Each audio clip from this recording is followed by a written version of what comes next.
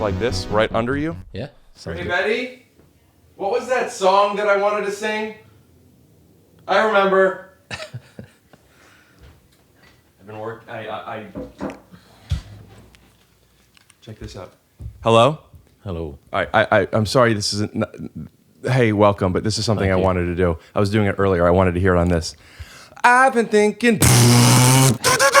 You know that song? Nope. I've been thinking. You don't know that? Nope. Okay. You have to explain it to me. All right. Well, let's get this over with. That's how I start every podcast. Or I want to start them not like that. Grant. Yes. Grant. Yes. Hello. Thanks for coming over, dude. That's all right, man. Anytime. This isn't something you do often. Are you feeling nervous at all? No, I feel all right, actually. I feel pretty good. Yeah? Yeah. How could you feel better? I don't know. More, don't blow into the microphone. Sorry. That makes me feel better. Does it? Yeah. Okay. Is there anything that can make you more comfortable? No, this is great. No, comfy chair, nice apartment. All right. Great company. There you go. We'll see. We'll see. We'll find out. See. Yeah, well, maybe. So, I could tell from your accent, you are from somewhere around here? I am from South London, actually. South London? Yeah, South London. How would I do a South London? What was that? Am I doing a South London? Not really, but you're getting there. Yeah, you just get rid of all your Fs, so everything's an F. So instead of the thanks, it's thanks. So you don't get rid of your Fs, you add Fs. You add Fs. Yeah. Thanks. And you forget about how to talk as well. Who? How are you? And you say you have like water. Right. So you more S, less T's. Yes. Yeah. For fuck's sake. You're getting there. Just go water. Get a glass of water. Yeah, that's better. Yeah. It's better. Hey, having a bubble. Having a bubble. Yeah. Right. And then what's that called when you change the word to something else? It's like an English Ebonics. What's the term? It's like just slang, I think. I mean, they have like Cockney slang, but it's called something though, isn't it? Oh, I don't know. Betty, what's it called when you say, "Oh, I'm having a bubble" instead of a bath? Like Cockney rhyming. Yeah. Well, bubble means you're having a laugh. So you're having a good time, you're having a bubble. I thought you were saying you're having a bath. No. Remember this? Remember this? Yeah. And we're back. So it means when you're having a joke, having a laugh around, because the rhyming slang is you substitute a word that sounds like what you're trying to say. Right. So a bubble bath for a laugh.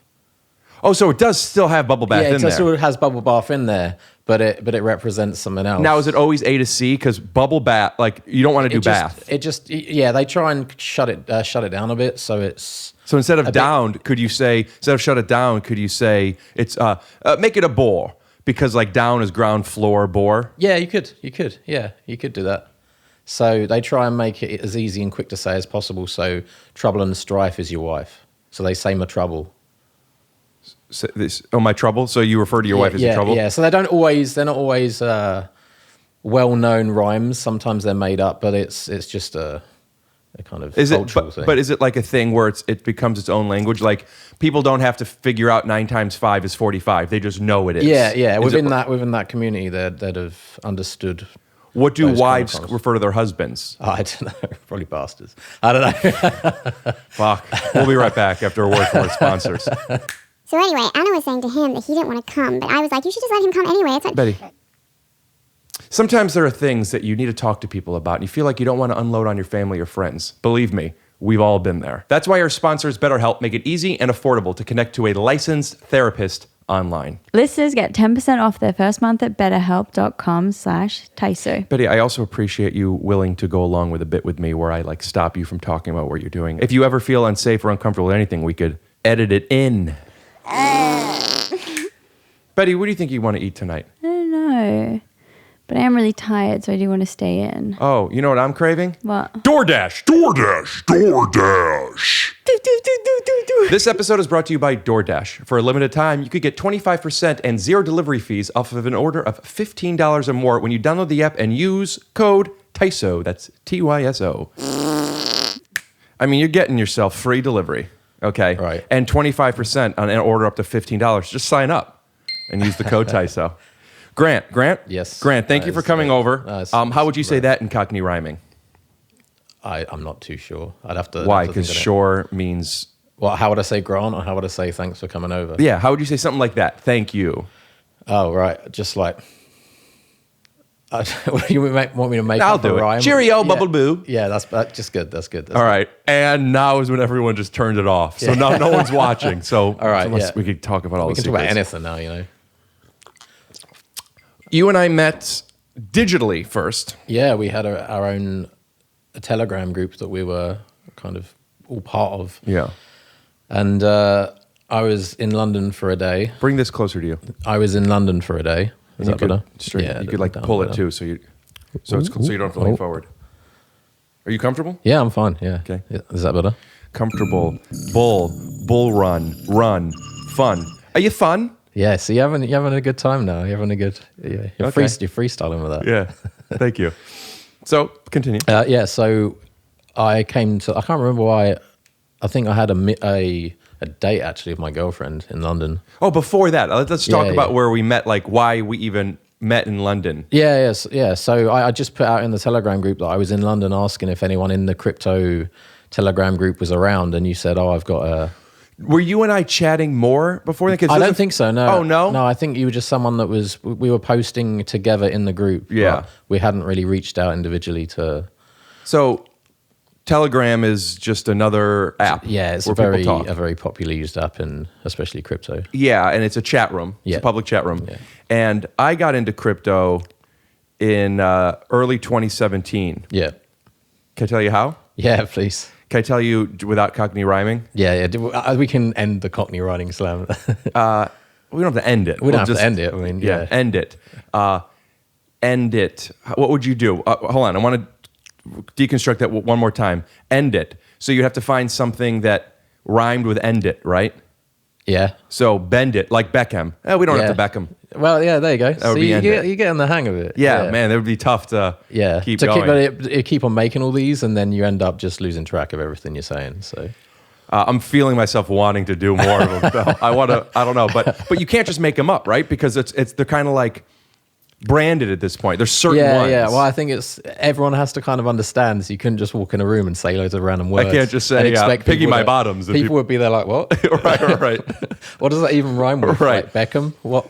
So there's certain ones that are kind of set in stone, and these are the ones now. Yeah, they've been popularized and everyone knows them. So they've kind of become part I wonder of if there are people who claim, like, I was you. Like when people buy domain names at first. Yeah. I made the bubble joke. Like, Yeah. Okay.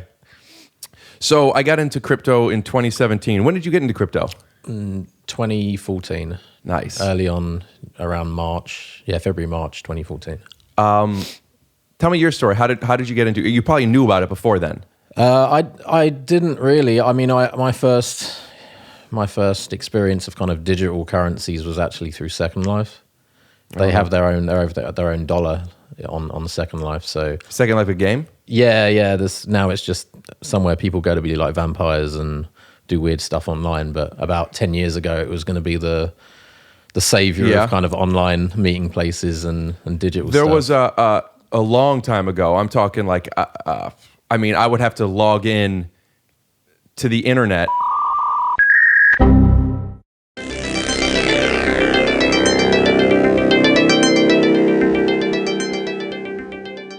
It must have been, I don't know, I mean, late 90s, mid 90s.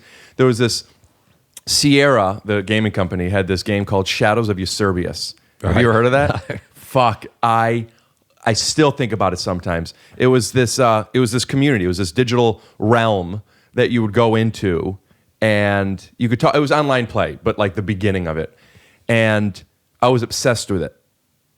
Then Diablo 2, all the Diablos, but Diablo 2 is when it started buying Soj rings. Do you remember those? Yeah.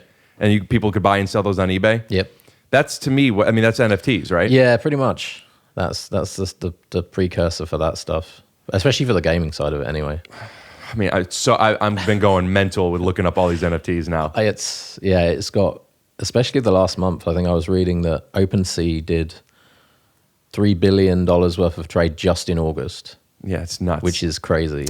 But billion is so odd because, correct me if my perspective is wrong on this, but I look at these in Satoshi dollars, not dollars. Yeah, right. Right? Yeah. Maybe I'll put up a little thing that explains Satoshi dollars. Yeah, sure.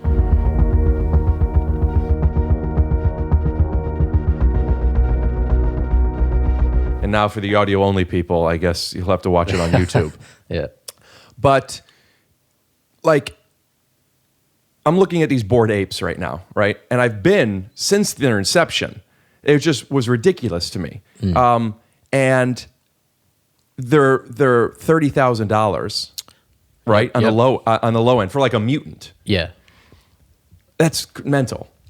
It's a lot of money. It's a lot of money. But when you don't look at it as money, if you look at it as like for a mutant as you know 8 Ethereum or something. Right. Yeah. Then it's all relative, I guess. Isn't it? Do you think of it like that? It's strange when it doesn't go back into kind of traditional fiat currency. Right. There is a bit of a disconnect between the value of things and in the real world and what you're playing with in this kind of digital fun land of NFTs and crazy ideas. But that is a bigger picture thing. Yeah. The other smaller version of that is I'm holding on to my Ethereum, right? Let's just assume that I'm not converting it into fiat. Yeah. For people that don't know what fiat is, well,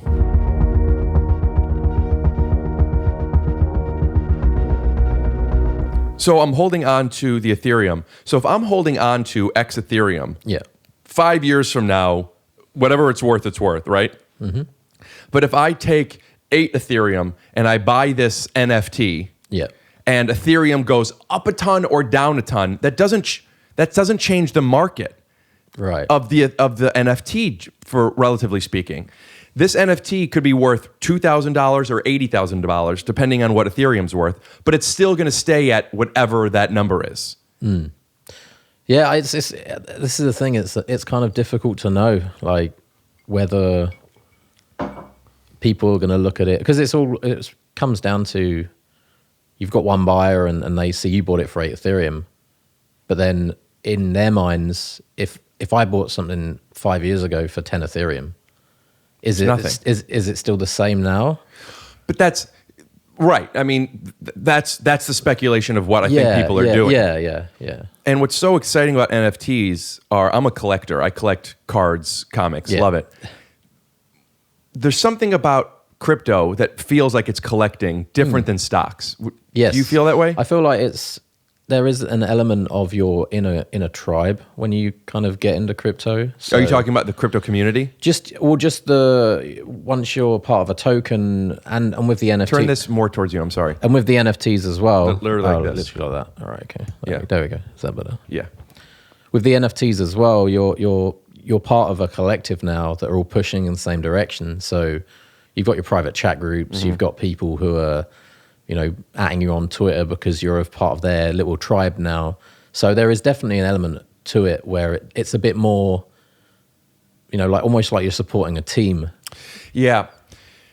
It's kind of beautiful. Yeah, it's also brilliant. It's the ultimate in branding. Yes. I was talking to Betty about this yesterday because making NFTs and artwork and NFT is it's not a game of art. It's a technical business, right? I mean, you could have an amazing piece of art nobody cares about. You could have a squiggle line. It's just branding. It's a combination, I think, of everything. But also it's a combination of who's going to be the first person to buy an NFT to give it the value. And do they have a following Are they a crypto name? Like what is, like you said, the brand can come around, but people can find these artists who... Yes, but they still have to become branded, marketed. Yeah. They have to kind of be wrapped in that. What I mean by that is more so than the artist that's special. It's the development team. These are the people. It's like when a movie comes out and it says brought to you by the same people that came out with Hangover. So dated, my reference. I was looking up today Bradley Cooper's age when Hangover came out. He was 33 when Hangover came out. Wow. And he was 28 or 29 when he was in Wedding Crashers. Yeah. So it's a long time ago. But the community for these NFTs are, first of all, they're mental, and they think it's a religion where they all found the coming savior, and anyone who doubts it. But I think that's the crypto in general. So, and this is probably one of the hazards of coming into crypto now. And in the past, it's always been That's this when way. we met. I do yeah. remember you, and it could have been after we met in London a couple years, a year and a half after I entered that chat.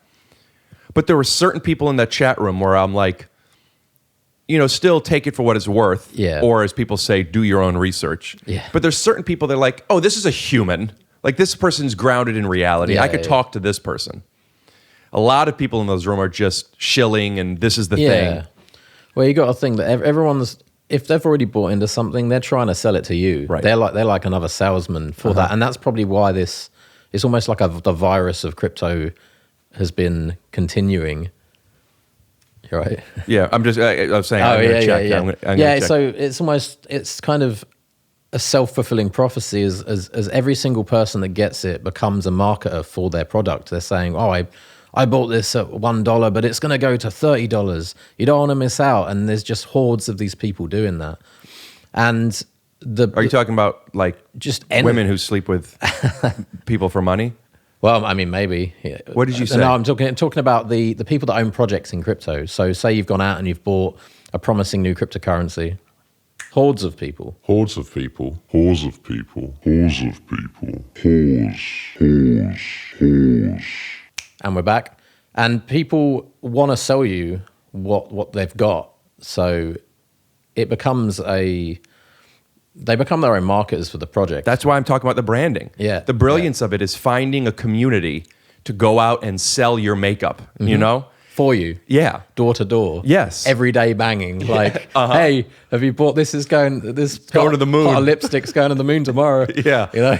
People pick too. Speak like these terms that are adopted to the moon and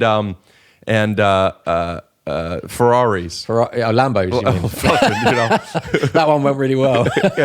A more realistic. Yeah. Fiat. Yeah, and there's like that's what people, and those people are like, you have to read between it, but also it is self-fulfilling because if a community has 5,000 people, that's all it takes for them to want to buy from each other as it grows. Yeah. Until the hype, until they just run out of steam, and then it kind of plummets by 90%. If it runs out of steam. And ultimately, not to spread FUD.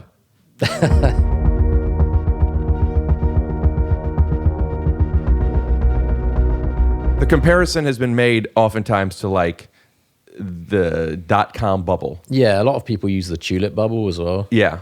Well, the reason I like the .com one better, and the tulip bubble is people created value for tulips. Right. And they were rare, Yeah. and then people bought them, and now nobody wants them anymore. Mm-hmm. The reason I like the .com one is because the internet worked. Yeah. It's just we don't need all of these domain names and websites to do things. I don't think NFTs are going to go away. I don't think so either. I think that there's always going to be a place for, and I was reading something today that was saying that part of the boom of the NFTs is that the crypto sphere, their wealth is based online. Their friends are based online. Their entire community of ego is based online. So sure, they could go out and buy a Lambo and drive it around, but who's going to care in their community? They have to post it on Instagram, and who knows how many followers they have. They're going to still post it on Twitter or Instagram. With an NFT, that the people around them instantly know how much it's worth. It's like their digital status symbol. It's bling. It's bling. It's bling. Yeah. It's bling for the crypto generation. BFTCG. Yeah. and we've moved on now from, rappers just driving around in Lamborghinis. Now they're rapping about crypto and crypto kitties and all these NFTs. And that's the thing they're showing off. They're showing off their wealth through things that mean something to the community that they're in, which is digital collectibles. You just bought. I've been shilling Solera for a little bit now. I haven't really been shilling it. I told you about it. Yeah. But Sol is something I've been holding for a bit, and it's been doing well. And you weren't holding any. Not until the other day. Right. I want to talk about that. So some project came up that you sent me. Yep. Yeah, tell me about it. Tell me about how you found it. I found it. Aurora, right? Aurora, yeah. So, is it Orrery? Yeah, we'll put it up. Aurorians. Imagine buying a Lamborghini but not even knowing how to pronounce it.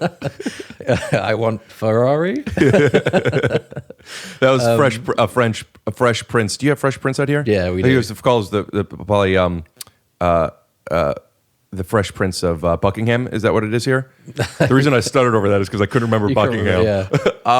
Where it was Carlton and Hillary were arguing over Porsche. That's made me think of that. Yeah, no. I can't remember what we were saying. What were we saying? The Solara. The Aurora. Solana. Aurora. Aurorians. Yeah, the Aura ring. The people are going to be listening to this saying, what the hell are they talking about? I know. They're just talking. I didn't know. Because I didn't know about it until you told me a couple of days ago. No, nor did I. And every time I look it up, I look back at the page to see how to spell it. A lot of A's and U's that, separated by an R. No, so I'm part of a lot of Telegram groups, and I think you can probably trace the success of people through anything digital based off of the amount of private Telegram groups they're in, where they're just chatting to people. I want to establish this form of credibility with you with this, and Okay. with just, maybe we'll get back to it, but we'll get back to these things. I'm saying maybe we'll get back to your origins of crypto, but a quick thing is in 2014, Yes. around March, you put in how much? A couple $100. And what did that buy you? So I had a friend visit me actually who was American, and he stayed with me for a couple of days. And whilst we were there, That was me putting on the Aura ring. So whilst he's there, he just wouldn't shut up about Dogecoin.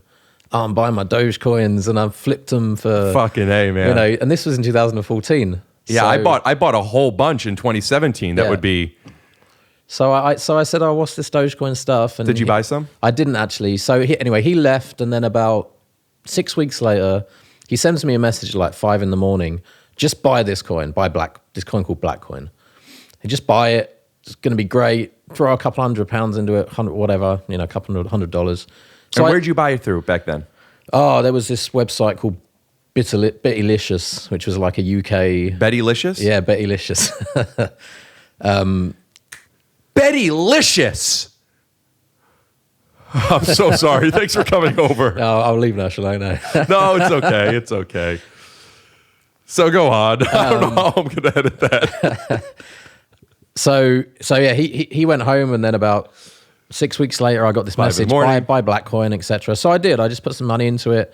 And then, I think the next, literally 3 weeks later, it did like a times, I think I bought it and it was 5 cents or something. And then it ended up going to like $1 in like 20x. Yeah, in like 2 weeks. So you put 200 into 4K. Something like that, yeah. And that was my first experience of this graph where it goes like up and then it just plummets. Oh, you didn't sell it? Oh, I didn't sell it. No, I was so, I had dollar signs in my eyes. Like I was emailing all my family like, hey, I don't have to do anything anymore, Like, Moon, baby. Moon, baby, yeah. Like, how old are you then? I was 26, 27 then. You're already 34? Yes. Today? No, actually 2 weeks ago. Oh, happy birthday. What's your job at the time?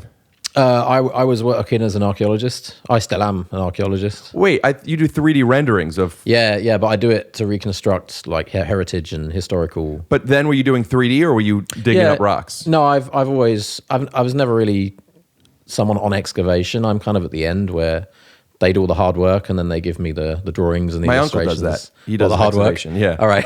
Well, I mean, I guess it's hard work, but I mean, I'm sure I know it is. But Yeah. I remember like for gifts for my birthdays when I was younger, I think he did it a couple times. He would give me like fossilized dinosaur shit. Oh, really? So I never thought of it That's, really as hard work until like, oh Well, no, if it's he's hard. if he's doing dinosaurs, he's a paleontologist. Oh, an archaeologist Archaeologist is humans is and just human remains. No, archaeologist is humans, human remains onwards. Do me a favor. When I said rocks earlier, voice over when I said rocks and have it say humans and human remains. So it sounds like you get it. Just like a petrified version of the rock. Yeah. Like after the rock is Like Han Solo sees and, Medusa. Neither one of us are listening to the other one. I was thinking about how to edit this, and you're just thinking how to get the fuck out of here. No, you can't get rid of me now. I live with you now. Oh. It's me taking the aura ring off. Do you know what an aura ring is? No, Okay, then never mind. I'm guessing it's some kind of. It's a ring that you barrier. could put on that it's like it monitors your everything, your sleep and your Oh, right. how often Oh, you get a okay. boner and stuff. Oh, okay. And it's become pretty big. Like they got a sponsorship by the NBA during the bubble. The NBA, you don't have the NBA out here. It's when they dribble and they shoot it into a and basket. they try and put it in the net. Yeah, you might know Steph Curry. He just bought a Bored Ape, so Oh, okay. that's Oh, a right. Yeah, basketball yeah, player. Yeah. They would all wear them. But so anyway, you bought Black Coin. Yeah, then it did this crazy. I still got to jump, know and then- from Betty Licious. What do you give your credit card?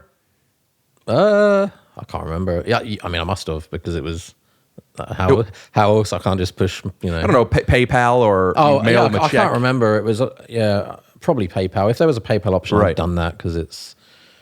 And then much how are more you holding comfortable it? with You don't have cold storage at the time, right? You're keeping it on So a site. I bought Bitcoin through there, and then I had to work out how to get Blackcoin at the time, which was on some exchange. So the first thing you bought wasn't Black Coin, it was Bitcoin. yeah, no, I had to buy Bitcoin first to then get Blackcoin. And how much Bitcoin did you buy with $200?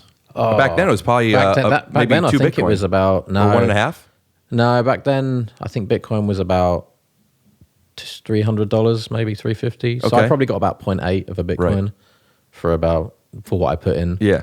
And then you have to find some exchange. Yeah, and then I had to find, and all the exchanges are different now. Now we've got Binance and we've Yeah. got these long-standing. But back Was then, there a big learning curve for you?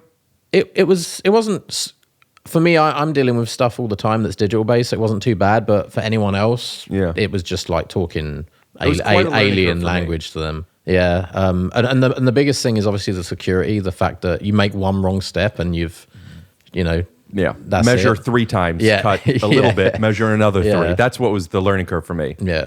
So you kept it on whatever exchange you bought Yeah, it from. I think I bought it from Cryptsy or Mint Power, one of these long gone exchanges that don't exist Cryptsy anymore. sounds so British. Yeah, Cryptsy? Cryptsy.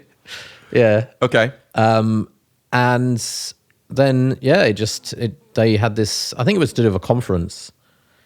They had this conference and it was hyped because it was one of the first coins to popularize staking, proof of stake. Mm-hmm. So back then crypto was such a small community that people got hyped. There was like one thing that happened a week and people got hyped because like a new algorithm came out. Right. So that was it. You could keep track of it very easily because there was Bitcoin forum talk. You go on there, you look at the new threads of new projects coming out. And there were probably like 2 or 3 a week that seemed good and all the rest were just clones. It's kind of like how television was before. Yeah, cable. like there were 3 channels and then Sky and now there's like 1 billion channels. Yeah.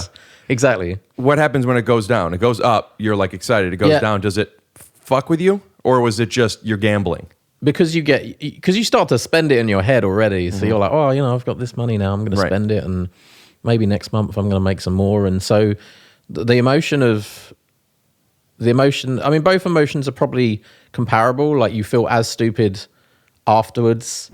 I think it depends on how much you get into the psyche of the winning mentality. It's a psychology fuck. We spoke about this earlier this year. Yeah. And speaking of psychology fuck, sometimes you need somebody to talk to. Yeah, you do. And if you don't have somebody to talk to, may I please suggest BetterHelp? We'll be right back with a word from our sponsors. This podcast is sponsored by BetterHelp Online Therapy. Check out betterhelp.com/TYSO for 10% off your first month. How are you feeling? Yeah, I'm good. How are you? I think I'm okay. Yeah, you need a little bit of help sometimes figuring out how you feel. You know, a lot of people feel that therapy is for people who are broken or rock bottom, but that isn't the case. If you need somebody to talk to or somebody to speak to about something in particular, whether it's you don't want to reveal secrets maybe to your family or you don't want to be a burden onto people, BetterHelp is customized online therapy that offers video, phone, and even live chat sessions with your therapist. So you don't have to see anyone on camera if you don't want to. Yeah, it's amazing. I love all that automated online stuff. Like now my doctor's fully online and it makes sense. My therapist is too. It's much more affordable than in-person therapy, and you could start communicating with your therapist in under 48 hours. Unload the stresses and get some unbiased feedback. You'd be pretty surprised at what you might gain from it. See if it's for you. This podcast is sponsored by BetterHelp, and Take Your Shoes Off listeners get 10% off their first month at betterhelp.com/TYSO. That's BETTERHELP.com/TYSO for 10% off your first month. I wanted to do the both of I us know did. what you want to do, baby. No, but seriously, Rick, what do you want for dinner? DoorDash! You hate going to the supermarket. I don't like leaving too much. So you use DoorDash probably more than any other app on your phone. Well, probably I use Instagram a little more. This isn't an ad for them. This is an ad for DoorDash. Yeah, that's yeah. Listen, at this point, I'm not sure if I need to explain to you what DoorDash is. DoorDash is your best friend who brings you food, but you have to pay for it. Yeah. It's also the thing you use to buy people gifts. You send them deliveries from DoorDash. Every time I order food, it does brighten my day. Yeah. It's like I get a present, like a little package comes in the mail. So yeah, and also sometimes if friends are sick or they're just a little lonely, if some people send flowers, I like to send juices or like a fun little meal. Yeah, soup. Or like cupcakes for your birthday. Yes, and with over 300,000 partners to choose from, not all of which cupcakes, but many of which have a pastry. You got a lot of options of presents to treat yourself to. But also you could leave it have them leave it at the door, and it's like, thanks so much, man. And they go, no worries, bro. And you go like, all right, man. You're screaming. Sorry. For a limited time, our listeners can get 25% off and 0 delivery fees on their first order of $15 or more. And that's when you download the DoorDash app using code TYSO. TYSO. That's 25% off up to a $10 value and 0 delivery fees on your first order when you download the DoorDash app and enter code TYSO. Let's say this last one together. Don't forget, that's code TYSO for 25% off your first order with DoorDash. Subject terms change to supply. Subject to change, terms apply. Stop. You're telling me that you're going to get DoorDash.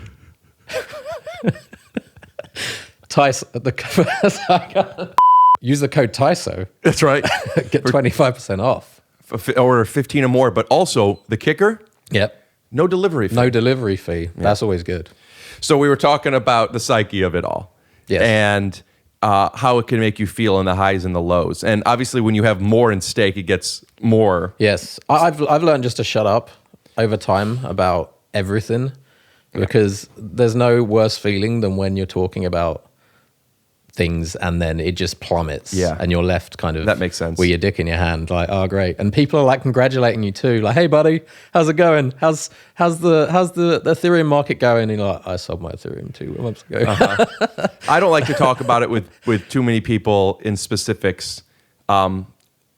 Maybe that's one of the reasons, but the other reason is it's just like, ironically, we're talking about this on the podcast, but these are rules that we make up for ourselves and what we're comfortable with. It keeps you sane. It keeps you grounded. It keeps you sane, and because the relative numbers that you're talking about can change so drastically. They're literally made up. They're made up, and if you're, like I said, I started with a couple $100, right? And then when we met, and then when we met, it's another world. You're looking at.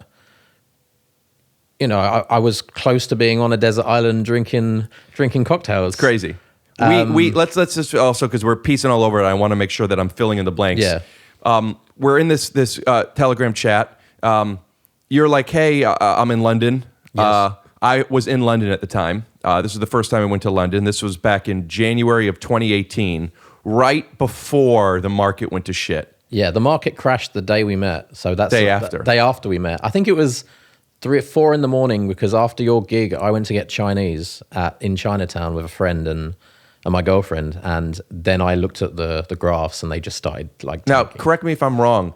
You came and you watched me do a show Yes. at Top Secret. Yeah, I did, yeah. I killed so hard that I killed the crypto market. You did. You killed my dreams as well. I'm so sorry. Yeah. I didn't realize that I had that kind of effect. But so I don't know what you're comfortable with saying, but you start with a couple $100. You started from the bottom, and now you're here. Yeah. And Yes. you're, Exactly. it's a number. People say this number. They become this thing. Yeah. It's You're a big part of a club. Exactly. $1 billion. Yeah. A little smaller, but a big club. Yeah. And from a couple $100. Yeah. It's and it happened when it happens. Sometimes it can happen quickly. So you're not. It's not like people that have been around money their entire lives and they're used to money and they're like, I'm going to spend $5,000 on a watch or something like that. You're starting from. I'm an archaeologist. We don't earn a lot of money, so which is the study of which people is the without study money. of people without money, exactly. Yeah. And to go from, all right, I desperately need projects to, well, if I want to invest in my own app, I can do it. But the That's problem the big change. You didn't take any of that money out. I took some out. Yeah, I did. But I had it kind of saved in stable coins and things like that. And by the way, when I say you, I'm speaking to the idea as well. But, knowing what we know now. Well, there's an interesting discussion as well about some of these coins. They're such small coins that can you really take them out? It's on paper, right? You're talking about the liquidity of it. Yeah, the liquidity of it. Like on paper, you might have $100,000, but the moment you sell can you sell that for $100,000? You might only be able to sell that for $50,000 or $30,000. The economics of what you're talking about are you sell the first 5%, but then as you sell, you have to sell to lower, unless it lasts for a while and you could sell a little bit little here bits. And there. But in that in those hot flush moments where the market's going up and you don't know if it's going to last a few days or a week or whatever, you're looking for that liquidity to sell. That is an example of when you're in these little coins that aren't on markets and there's not that much. So whilst on paper, I was, in my head, I was in the Maldives somewhere, retired. I don't think I would have been able to realistically reach that amount because of the fact that there was low liquidity in some of the coins that I was owning. So a large amount of your portfolio was these coins that are... Oh, the majority of my portfolio was altcoins. Yeah, you still are an altcoin guy. I am I've always been an altcoin guy. ACG.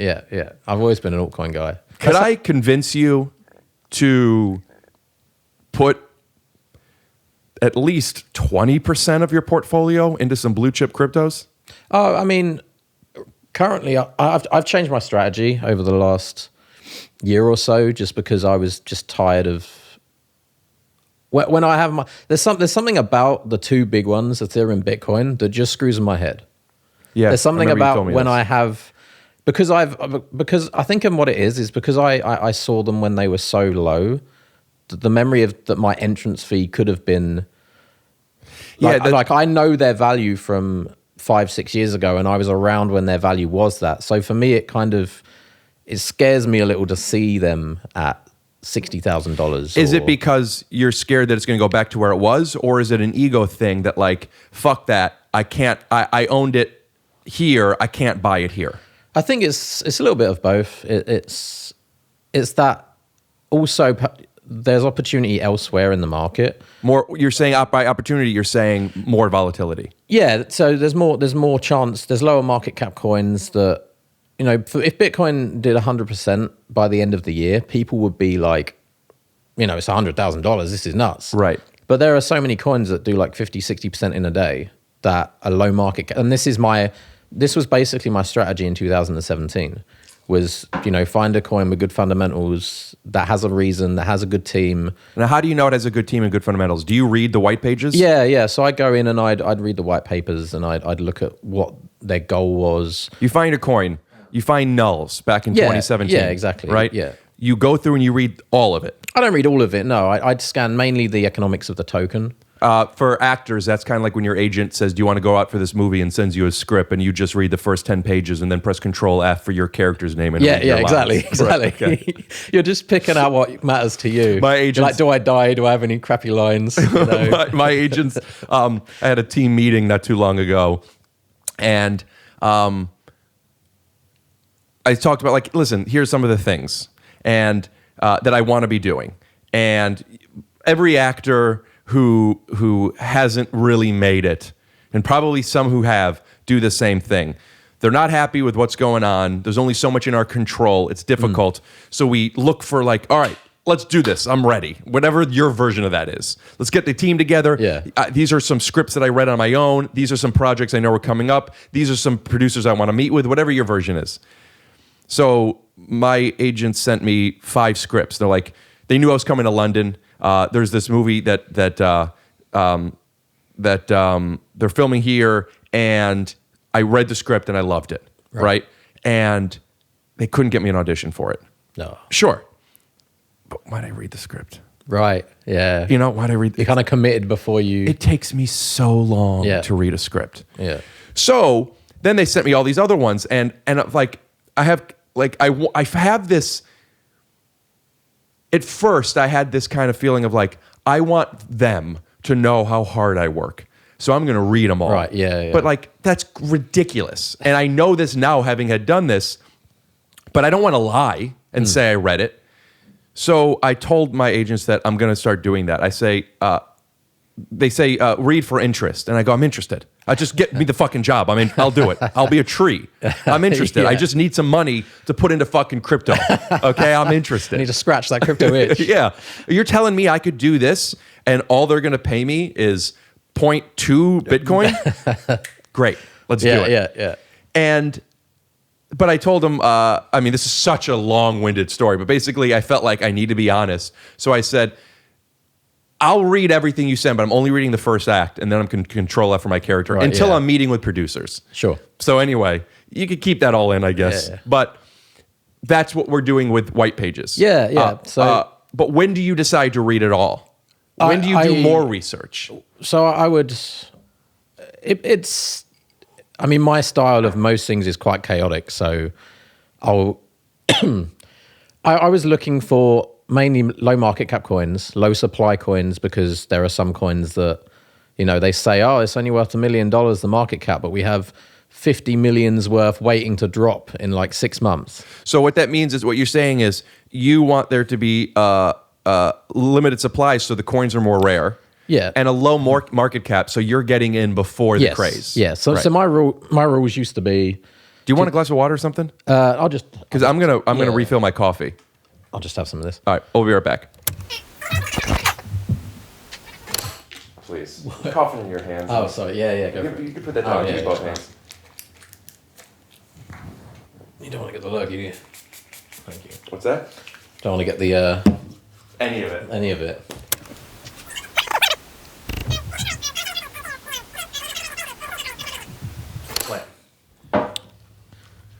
All right, welcome back. Where were we? Market cap. Yeah. So Your strategy. anything under 10 million was fine, especially in 2000. Market cap or coin supply? Market cap. Because a lot of people, when they get into crypto, they don't understand that the price of the coin doesn't really matter. It's more about the overall project's market cap and supply and all those, and how everything works together. So Could you expand on that? So a lot of people will come in and they'll say like, "Oh, I want a really cheap project. I want a coin. Right. I want to buy a coin that's $1 or less." Because on the surface they want to get in something early. Yeah, because they look at stuff like Dogecoin and say, "Oh, Dogecoin was worth $0.001." Betty, where are you going? The way she just said, "Is that okay?" made me feel like like an attack, and now I feel defensive. So, as an adult, this is how I'm going to handle it. Watch this. All right, I'm waiting. I'll take Betty notes. said, "I'm going to the store." Is that okay for people that didn't hear her? And now I'll go like this. Betty, yeah, that's fine. If you want, when this is done, I could go for you. Is there anything you want in particular? No. Here, take my credit card. It'll be my treat. You fucking bitch. Did you hear that last part I said? Yeah. Oh. Anyway, go on. You look really good, by the way, Betty. What do you mean? Your body, it's fucking plump. Or whatever, whatever. You're not plump. But you look like you're heavy. Thick. Thick, yes. You look like you put on weight. Oh, fuck. I don't know if any of this is working. Benny, I'm just showing off for my friend in the cameras. I think you're... And I'm not joking when I say this. You look horrible. No, you look beautiful, baby. When you go, pick up some hemorrhoid pads for your fucking butt for when I'm done. I don't know. I'm so sorry. I don't know. I'm sorry. I don't know what to say. I'm caught between an anthill and a fucking mountain. Hey, you don't have to impress me. You can be as nice as you want. Oh, okay. Do you want anything? Do either of you want anything? There's nothing I want. Do you want anything? No, I'm good. Maybe. I'm good, what do you thank call here? What do you call a snack here? A snuggle? A snuggle, yeah. You do look really, really pretty. Will you please come on here and say Bettylicious? No. Come here. You look. Bettylicious. No, it's got to be to this camera. that's- Come here. Just do it real quick. I haven't got my shoes on. It's okay. We'll edit them out. Where am I going here? No, but you're not focused. Yeah, that's fine. Bettylicious. Brilliant. Thanks. See, you got your way. Just show force of will. What's that? They won't be able to hear me. Oh, right. Oh, yeah, that's a good point. Do we edit all this out? I was too unlikable. That means we can use whatever voice we want. Yeah, we though, can't right? hear you now. So just, I don't know. Oh, look at this. I don't know. I'm just like, do we leave this in? Can't we put your voice on her as she says it? Yes. You sure you don't want anything? I don't want anything. Thank you. But take my credit card. You look too skinny to pay for things. And we're back. Yeah. Okay. I like these mental roundabouts that you're going through. Yeah. Bye, baby. Right. You're my everything. Okay. Oh, all she does is fucking play with puppets. Like Chaz and Dave, Rabbit. Like what? There's a Cockney band called Chaz and Dave. Oh, yeah, I know that band. Yeah. And I love them. Good, But don't make yeah. fun of my girlfriend. Oh, well, That was a terrible... Sorry, I don't know what I was doing there. I kind of lost control. I don't know. Edit this all in. So back to Market caps. Back to market caps. Back to the hard science of making money. Back to market caps. A lot of people out there, there's like, I want to get in at the dollar coin because I've Yeah. seen Doge. Yeah. So a lot of people go like, oh, this coin has got 0.001 Safe dollar. move, dude. Yeah. $0.001. And if it goes to $100 a coin, I'll be Elon Musk. And what Cut to them buying that coin, it going up to $1. Yeah. They made $700 because they didn't buy that much. And now they're just dressing up for Elon Musk for Halloween. That would be my bet. Anyway. But then for that coin to ever get there, because the supply is so big, it would need to be worth more than all the money in the world ever. Every institution ever. Well, no, not, if it hits $1 and you bought it at a penny, it's 100x. Yeah, You're just yeah, saying yeah. for it to actually Yeah. be able to But get to it that depends point. on the market cap. If the market cap of it at 1 pence is already $1 billion, It's not going to get to $1. and then yeah, exactly. Yeah, because the way you said it was, even if it gets to $1, it's not worth it. The point you're Yeah, making yeah. is it can't. It doesn't have that much room to grow. There's a glass ceiling on the market cap Right. of a project. If there's 1 billion coins, Yes. and And it's worth a cent, Yeah. that means it's the market cap is $10 million. For it to hit Yes. X, it's got to be X. Yeah, so if you find, so that's why I'm saying that it's more important to look at the market cap than it is the token price, because you don't get an idea of where it is in the hierarchy until you see the Yes. market cap. So your strategy is seeking out all these, like dating. Yeah. You're looking for a date, and you need to find at least somebody who you're attracted to first. Right. And in order to be attracted to something, to look into it more, it has to have low supply, or more so, at least low market cap. Right. Yeah. Okay. She or he, and there's nothing wrong with that, is cute, or Yeah. what are the other ones? Well, Like I want to make sure, like he, she, they. Zur. What? Zur. What's Zura? It's one of the pronouns for. What does that mean? I don't know. I just heard it. Oh, but like all I'm saying is He, she, they, it. well, it I think is disrespectful, so- unless this is an Addams Family show. Right. So but all I'm getting at is one thing I could say, and this is so corny that I respect about crypto is it doesn't care what your religion, it doesn't care what your No, it's sexual true. orientation. All it cares about is if That's- you're white, and that is interesting and not good enough. But it's it's progress. Right. I actually, part of the reason that I gravitated to both the things that I'm doing is because of that. Both 3D and crypto do not it doesn't really matter what your background is. You know, if I need 3D models to be made, I don't care who it's being made by. I don't care what their background is, as long as they can do the job. Is that really something that turned you onto it? Did you experience a prejudice in your life that? No. I mean, look at me. I know, like, I'm not walking around getting shunned. And then why is that I'm something just saying, that you've noticed? Personally, I enjoy knowing that if I put a lot of effort into something, Right. it's going to be rewarded based off of the kind of expertise in the craft. So someone will look at it and go like, I can tell that that's good work, and you need to have to put that effort in. It's not as subjective as some professions can be, especially around academia. Well, let's blast and showcase one of your favorite pieces. We'll put it up. What is this that we're looking at right now? Oh, 3D. So that would be a model of an Iron Age warrior who was escaping from the Romans. Iron Age is between the year 800 BC to 200 BC approximately. Yeah, so the Iron Age would have.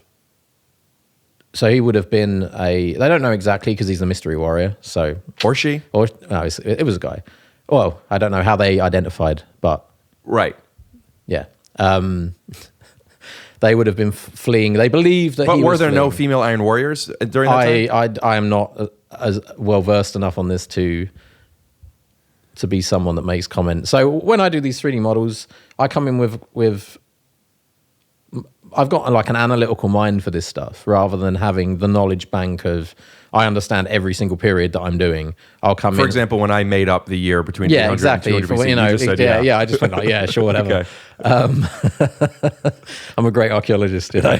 Right. It's pretty old.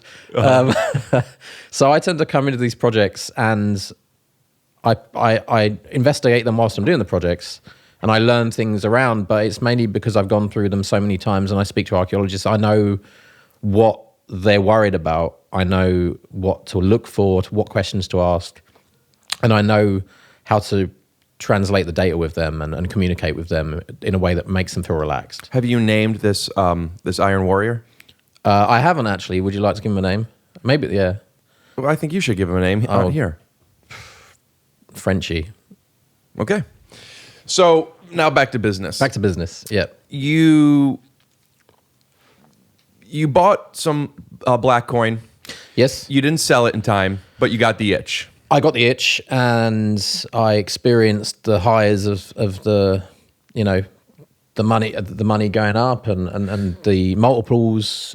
And also, what was important was in that period, it was my first exposure to a crypto community as well. Right. Back then, they were using like IRC chat.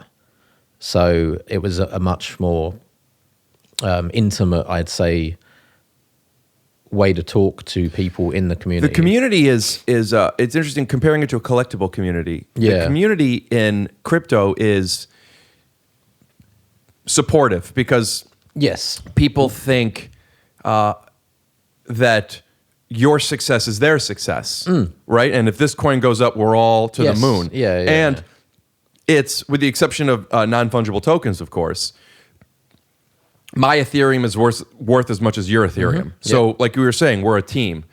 I've talked about this on the podcast a bit, but I've been collecting and playing Magic since the late 90s, Magic the Gathering. And I got back, you know, in and out. I've always been collecting, but I got back into it last year, watching Magic videos online and people opening packs of cards that were rare that I've watched some of those as well. They're quite love interesting, them. yeah. And where do you find these things? There's, you know, the liquidity of those is very small. And I found these Facebook group chats, and what I found, and after speaking about it on the podcast, and some of the comments I've been getting back, a lot of people have experienced this. The community, there are some really shitty people in there. Yeah, well, there is in crypto as well. I think you get the extremes on both ends. You get people who are just, they want to build a connection with other people that feel like them. There's a lot of people who are looking at crypto like it's a revolution in terms of, you know, finance and just life in general. But there's a lot of scammers. There's a lot of people out there trying to take you for everything you've got. I'm not talking about scams. I'm talking about people who are, first of all, let me say that my experience with the community is more positive than negative. For crypto or? I'm just talking both? about Magic. Okay, Magic, yeah.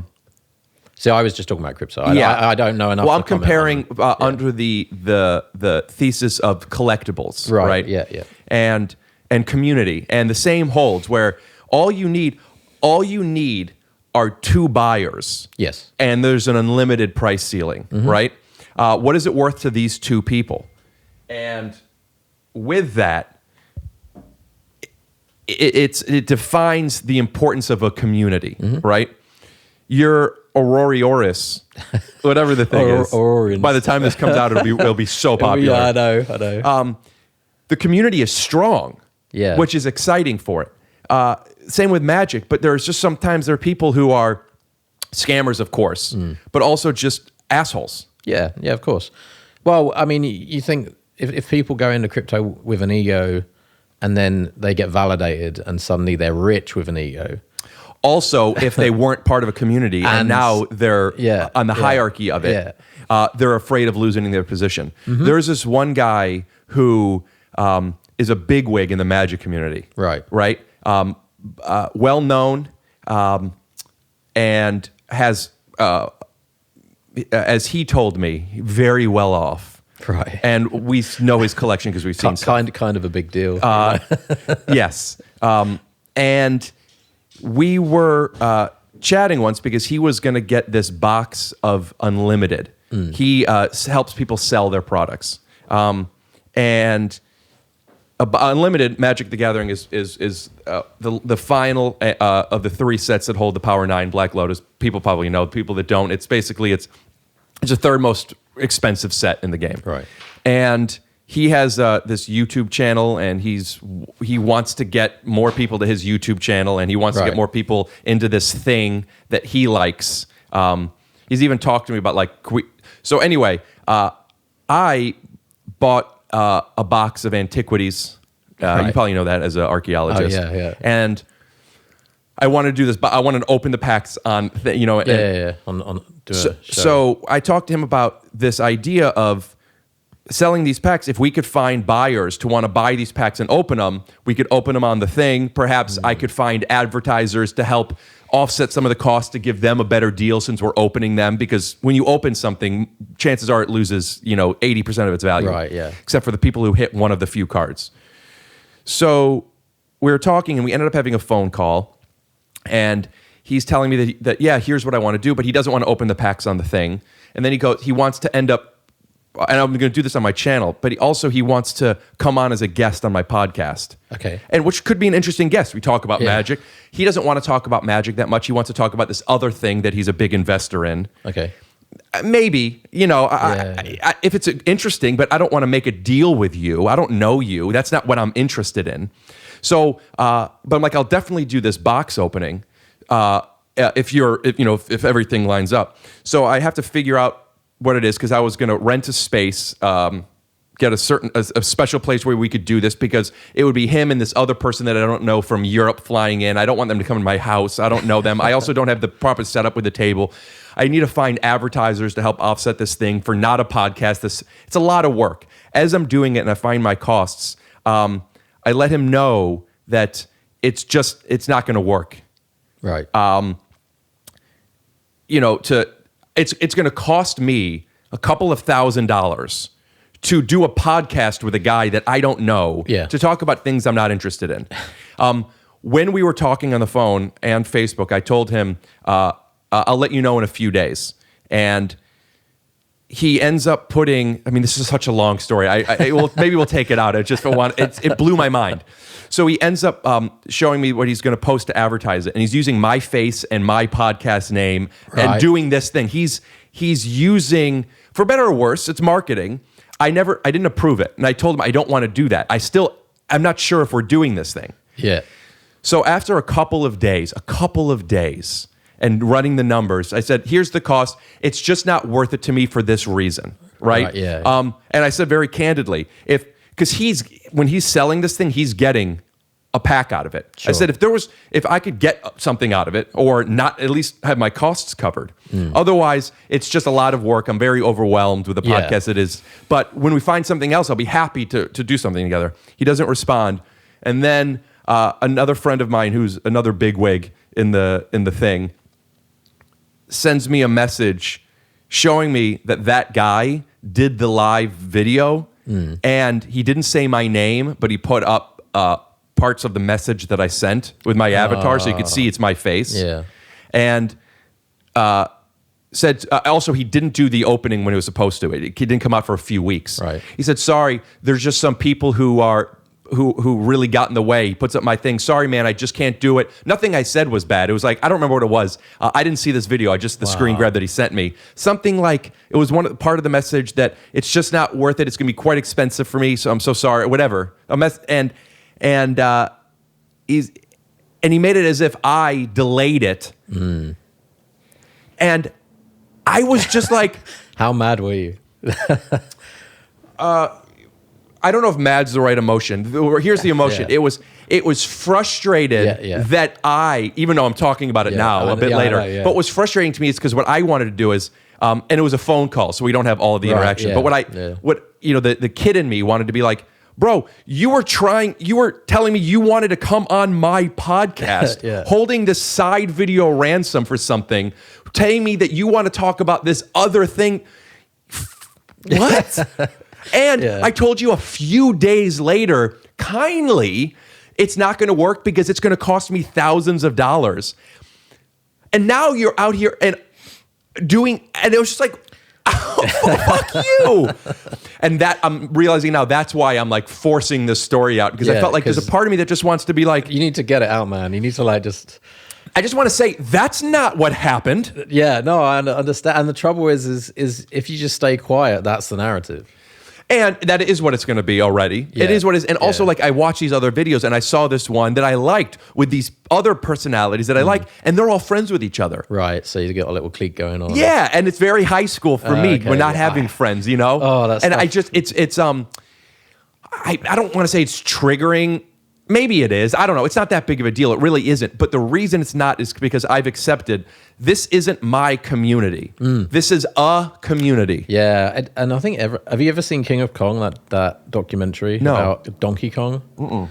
And it has very similar things where there's people who are sabotaging each other and they're all trying to do it just to become the best of Donkey Kong.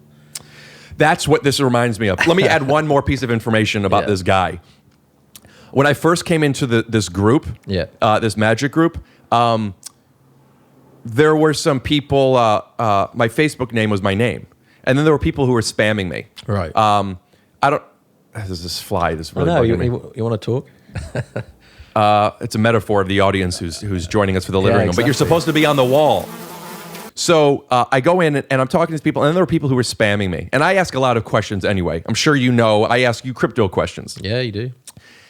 And after I was getting some messages that I didn't care for, and I'm considering buying stuff that's a bit expensive, I wanted a little bit of anonymity. I changed my name. Okay. Then people saw that and it red flagged stuff. Right. So people were like, oh, who the fuck is this guy? Is it an imposter of Rick Larson? And then some people, so I was able to prove this is me based on, I have verified things. I could point to it. And then I talked about this on Bert Kreischer's podcast, but then there was this moment where people were not wanting to deal with me because they thought I wasn't a real magic collector. Right. And they thought and it's so funny because, they thought I was Hollywood. Meanwhile, like I'm telling my agents, I'll be a fucking plant.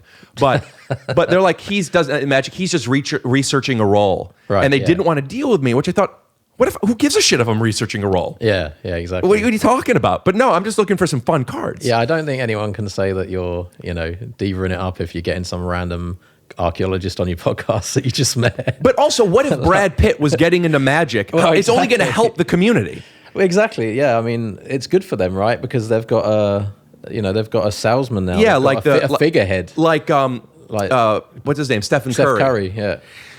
So I'm in this group, and there was a few guys that were like just straight up like I never. It was like a movie. Like if you learned how to bully from a movie, This is how they would do it. Oh, you think that that's the price of this? This is a quad 9.5. Those edges aren't. It's like, all right, man. I haven't been in Magic since there was all these subgrades. I'm like kind of learning again. It's like the condescending way that people talk to you, like you're just an idiot, you know? Like, oh, you don't know this? Like, I've been here for 5 minutes. And then somebody underneath laughs and says, oh yeah, maybe he should check it. Maybe these are unlimited price and whatever. So I at first, not bothered at all. It's mental to me. I'm like, you guys are like bullying me, right? Like this is crazy. Yeah. And then they kept going. I don't say anything. It's just not just that one thing. One of the moderators of the Facebook group banned a couple because you get warnings of stuff. Okay. One person got banned. One person, whatever it was. The calmer tier was you're kicked out for a month or 3 months or whatever. Sure. This guy was kicked out, right? And then it's not like I tattletaled. I don't know, but also I don't give a fuck. The king has fallen. Then people are messaging me saying, "Don't let those guys bother you." Like being the opposite side. Yeah, like they're trouble. There's the kind of like, and I was like, "What is going?" Like I'm a new kid in school. Yeah. Like in the films where you get pushed in the bin by the jock, and then the guys come around like, that's just him. Don't worry about him. Yes, but before that, you get pushed in the bin, and then there's the other kids around going, "Ha ha ha!" Put you in the lockers and stuff. Yeah, before Act 2 starts. Yeah. So, or after the inciting incident. But I will say that people were very nice, and when they said that, I didn't understand. I really thought like this is nuts. And then, some people are assholes. These people know it. Then this guy messages me and like, hey, I just want to say I'm sorry. I was just joking around. Yeah. If you want, I'll help you with this. I'll sell you this card, and I'll even lose money on it. I thought it was I'm like, don't worry about it. But was that because he got kicked out? I don't know. I assumed at first. Yeah. And then he's also. I started my own room. You could come on over. We're almost at 1,000 members. All this stuff, and it was just a big turnoff. But I'm like, whatever. It's fine. Did he do some research on you and then found out like? Well, I know he did because a lot of these people were. This is when I'm Hollywood. He was even explaining to me. We just thought you were doing this, but now we know because basically once I bought cards, I was in the club. Sure. A while later, I bought this item from somebody who now I'm looking for these more rare boxes because I want to do some content on the channel. He suggested this other guy. Okay. This guy who put your name up. So I reached out. I'm like, hey man. He goes, hey, no hard feelings. I hope. I'm like, it's okay. So it was like there was already like this red flag. And there's this other guy. I mean, I'm just not wanting to say names, but there's this other guy who I bought cards from. He has a shop. Like he's well known in the community. He's kind of like, no one has an opinion. He's just, this is the cards. These are the thing. And he's telling me this guy is toxic. Stay away. And that's when that's when another reason when he told me he was toxic, everything was expensive. I'm just like, maybe I don't need to deal with this. Anyway, there's that fucking. You've got it off. You got it out now. I couldn't. And now there's people that see this and be like, oh, there's that fucking Hollywood actor that delayed my box opening. I'm like, no, this guy just was fucking using me to get on the podcast. Yeah. Anyway, crypto. No, there's the crypto. What I was getting at is I haven't experienced that with crypto. I've seen it more. Weirdly, I've seen it more from teams. So you might get like a team that are building something and someone's trying to get in there and ask questions and they've got like an elitism to them. Like, oh, you don't know, maybe you should go and read about this. Maybe you should go and look at, and it's like, dude, you're trying to sell your product to people. I find that I'm sorry.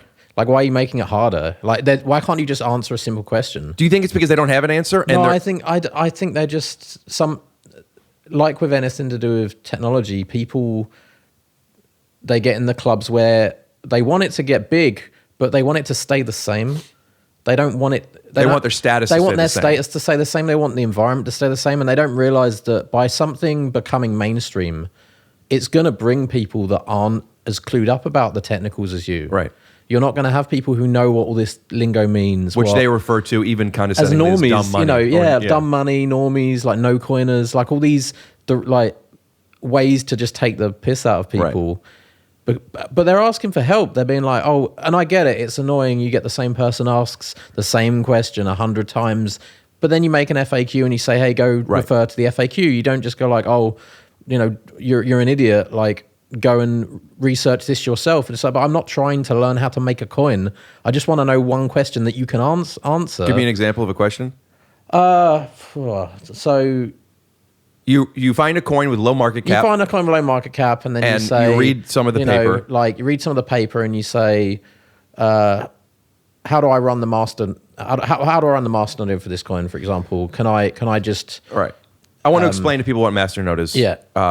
It's a proof of stake thing that you set up where you hold your coins in a certain place and you basically get dividends. Yeah. Sometimes they're easy. It's set easy. Some exchanges do it, or you could just Solera, for example, on those wallets, you just right-click, press stake. Some are more complicated. You have to send it to a place to Yeah. do it. And some, like when I first got into X nodes, did you ever have those? Yeah, I remember those. Yeah. Though I had to learn how to code, kind Right. of. I think actually masternodes are probably a bad example because you should have a certain level of understanding to run them, just because otherwise it defeats the point of the security of the network if you're completely green.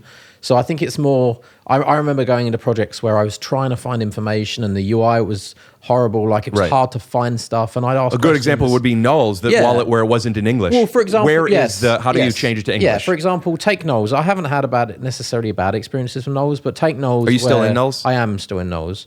But for example, a good example on Knowles is you can stake new projects through Knowles. And this is going to sound like I'm shit talking Knowles now, but this is just an example I'm coming off the top of my head. Like Aleph. Like Aleph, for example. But it doesn't tell you where you can then sell those into anything else.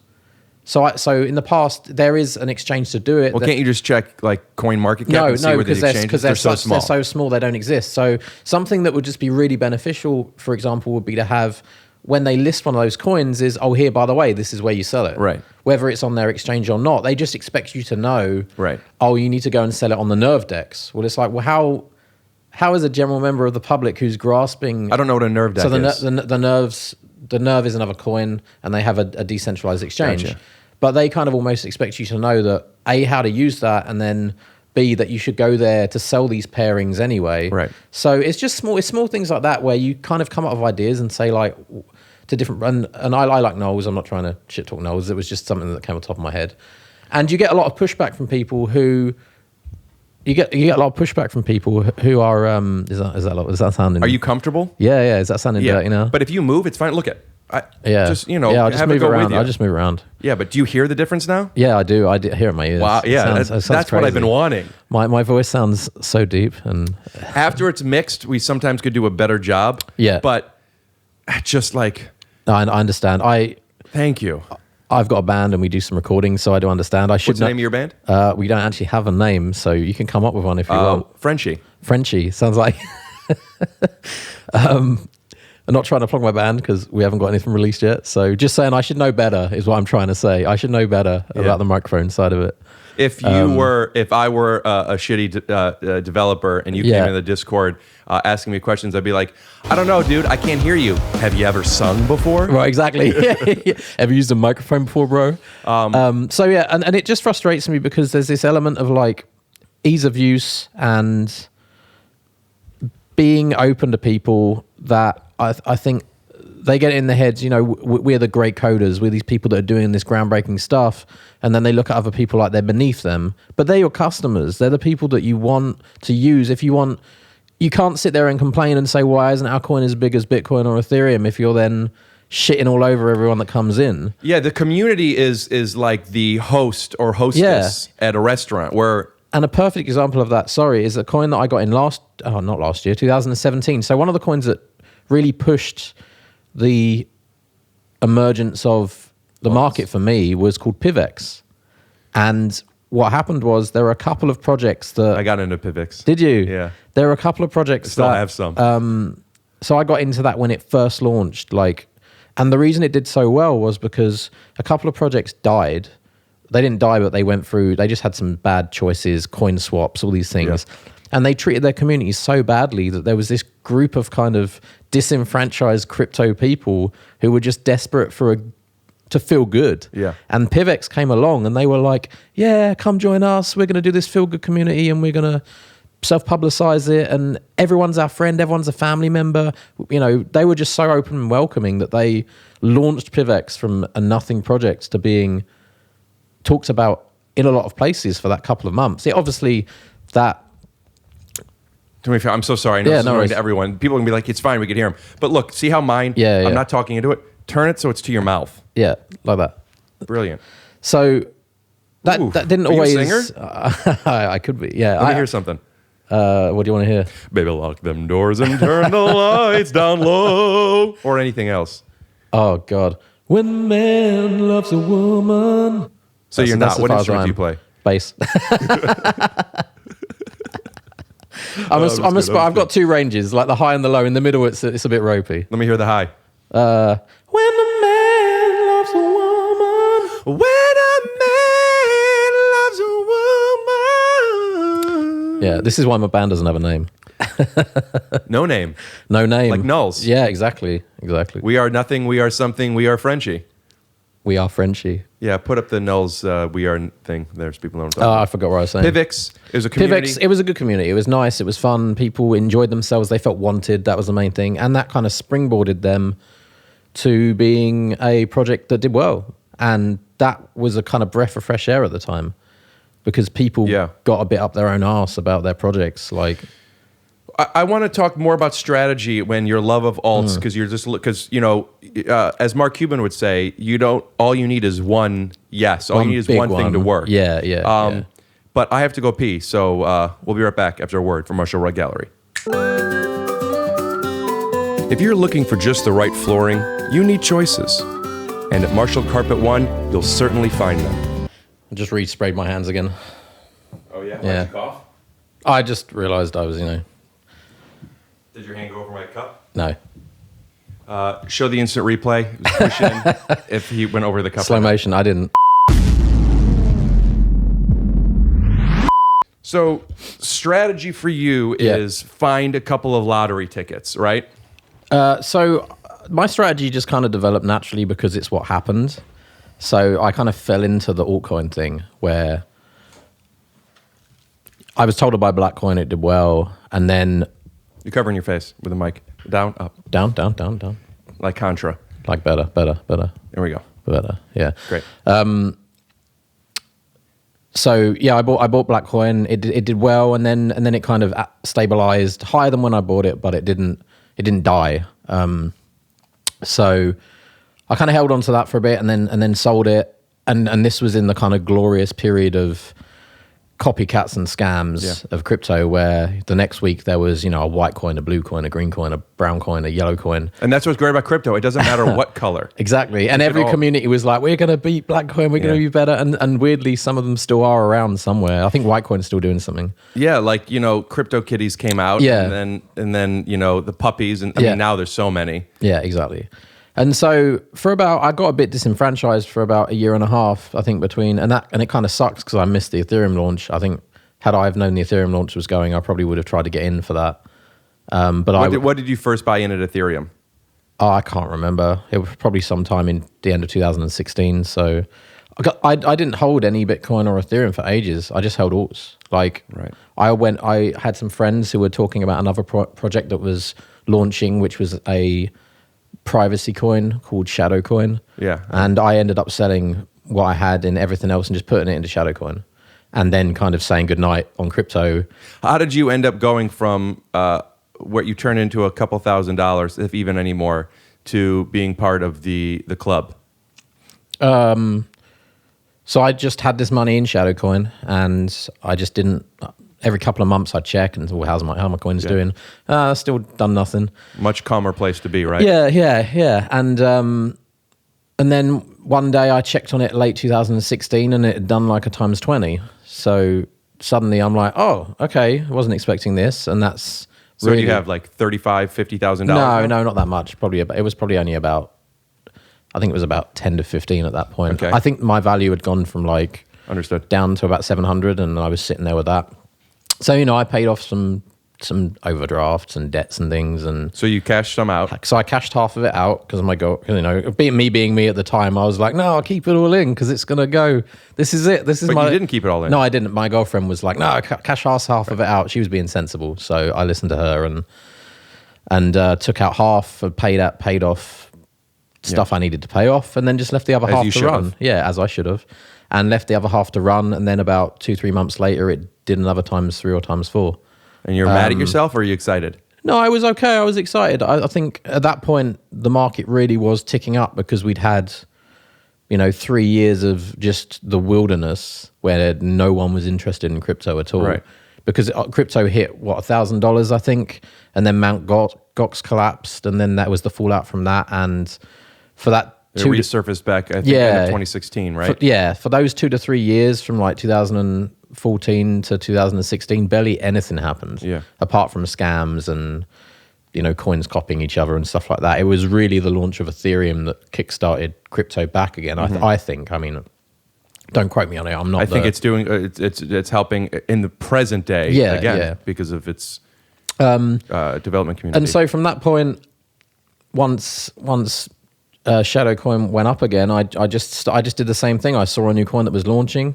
Oh, I'll put $500, $1,000 into that. Take a little bit of profit out of what I've got, and then just flip it into the next coin. So you're looking for 10xing plus, right? Yeah, and when you take it out, do you take out your principal, or do you take it all out and move it around? No, I would just shave, right, like 20. So it sounds like when you're playing craps, as you keep winning, you're just keeping stuff on the board, so more and more chances. Exactly. To hit. Yeah. So I'd start with one, I'd shave 30%, stick it in the next one. When that goes up, doubles, triples, whatever, take a bit out, put it in the next one. And now you're finding these next ones by looking for low market cap, reading white pages, and seeing if the development team is nice. Yeah. It's like dating. Yeah. Are you good looking? Are you nice? Yeah. Or friends who are suggesting stuff, saying I've done this. Friends that I trust that do similar things. By trust, because they've proven themselves with basically. They pick good horses. Yes, exactly. You don't mean trust as in like, I know they're not going to steal my money. Well, both sides of those. You try and, but I mean, quite literally, by trust, you're saying I trust their instincts. I trust their judgment. Right, trust their judgment. So people that I trust saying, I've been speaking to the CEO of this project and it's launching tomorrow and it sounds really good. So that was ARK, for example. Now, how do you tell the difference between somebody who is selling you something that they believe in versus selling you something that they're an investor in? It's very difficult. I think you just have to go with you get better at noticing, and usually it's very small things. Usually it's how they talk about projects. It's how they're more open with you.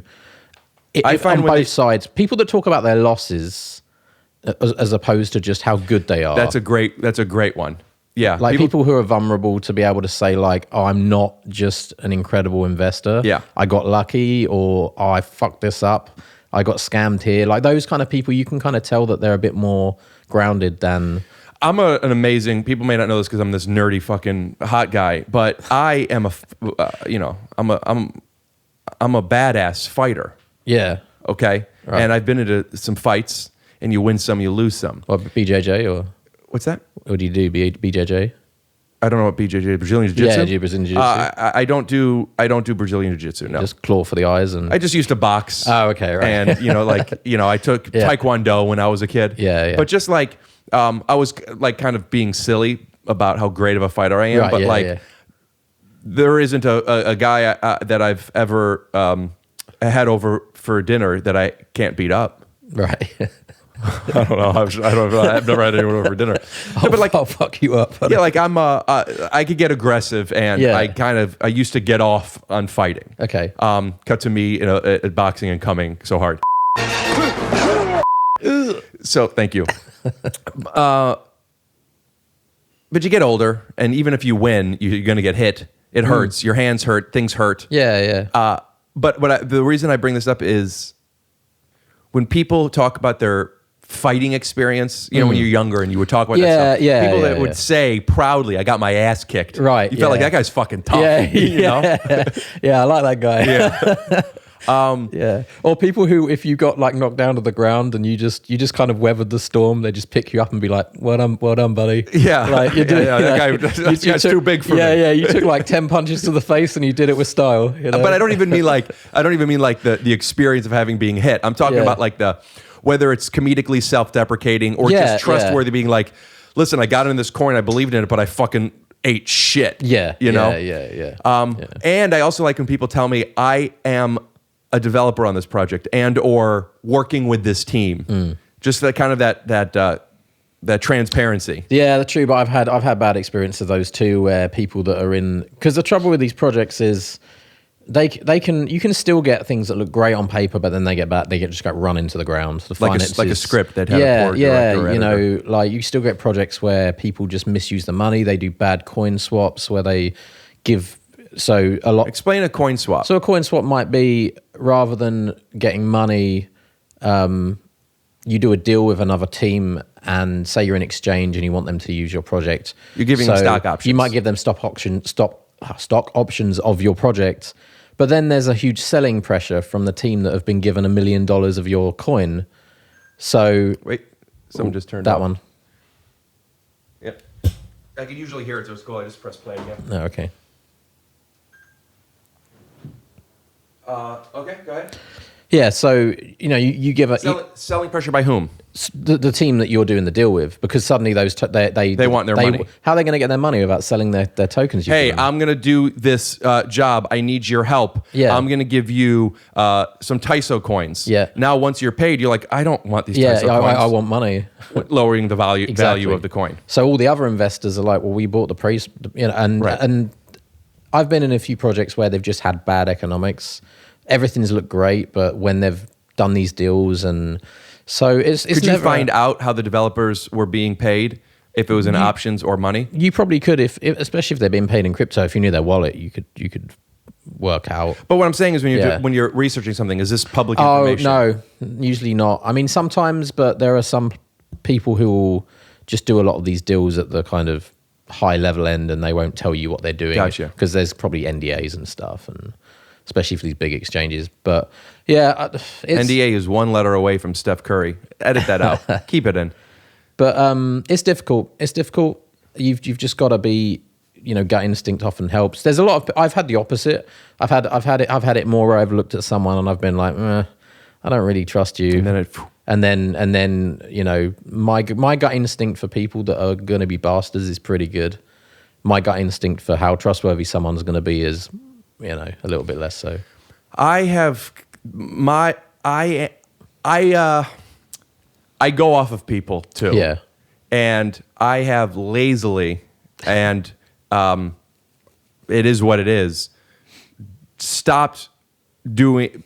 In 2017, it was my life. Right. I'm learning, I'm reading, I'm asking, I'm checking, I'm trading, and it just took it out of me. Yeah. But during that time, I've met a few people and or communities. Sure. Where I now just like every month or two, I check in, and like fantasy sports, when you're playing fantasy sports, you watch the league more now. Do you have fantasy sports out here? Yeah, we have football. If I don't care about football, right? But I am now in a fantasy league where I'm following a few players. I'm now in. Yeah. So I look for like a couple of things, and I'll put in a relatively small amount, and then it forces me to keep watching. Sure. And it's done well for me. Just finding, it's like I'm a bottom feeder. I mean, I'm not just like, tell me what to buy and I buy it, but I'm also kind of that. Yeah, but then you lose track of even the people that are doing really, really well. They've got people that are feeding them tips. They're in groups. Sure. They're in. Yeah. This is what I mean when I said earlier that the success of a lot of people. Everyone's going to say I did it on my own, but reality is they didn't. Oh, I'm telling you, there's like 5 people who did it for me. But for most things, even if you don't realize it, there's going to be a door that opens somewhere, whether it was into a group or someone gave you a tip, or like at some point along the line, unless you were literally in a room, never talking to anyone, never looking on Twitter, never going on any site, and you just went into, because there's influencers on Twitter, there's people giving tips on Twitter, where was the first time you read about a certain altcoin? Did you find it yourself, or did you get But that's the thing. People are yelling at you all the time. So I have decided that these are the people who I keep the volume on for. Exactly. And then I look into it a little. Yeah. I probably have 4 or 5 people like that who, if they message me and say, look into this project, I will seriously look into it, because I've made the mistake of ignoring them in the past. Right.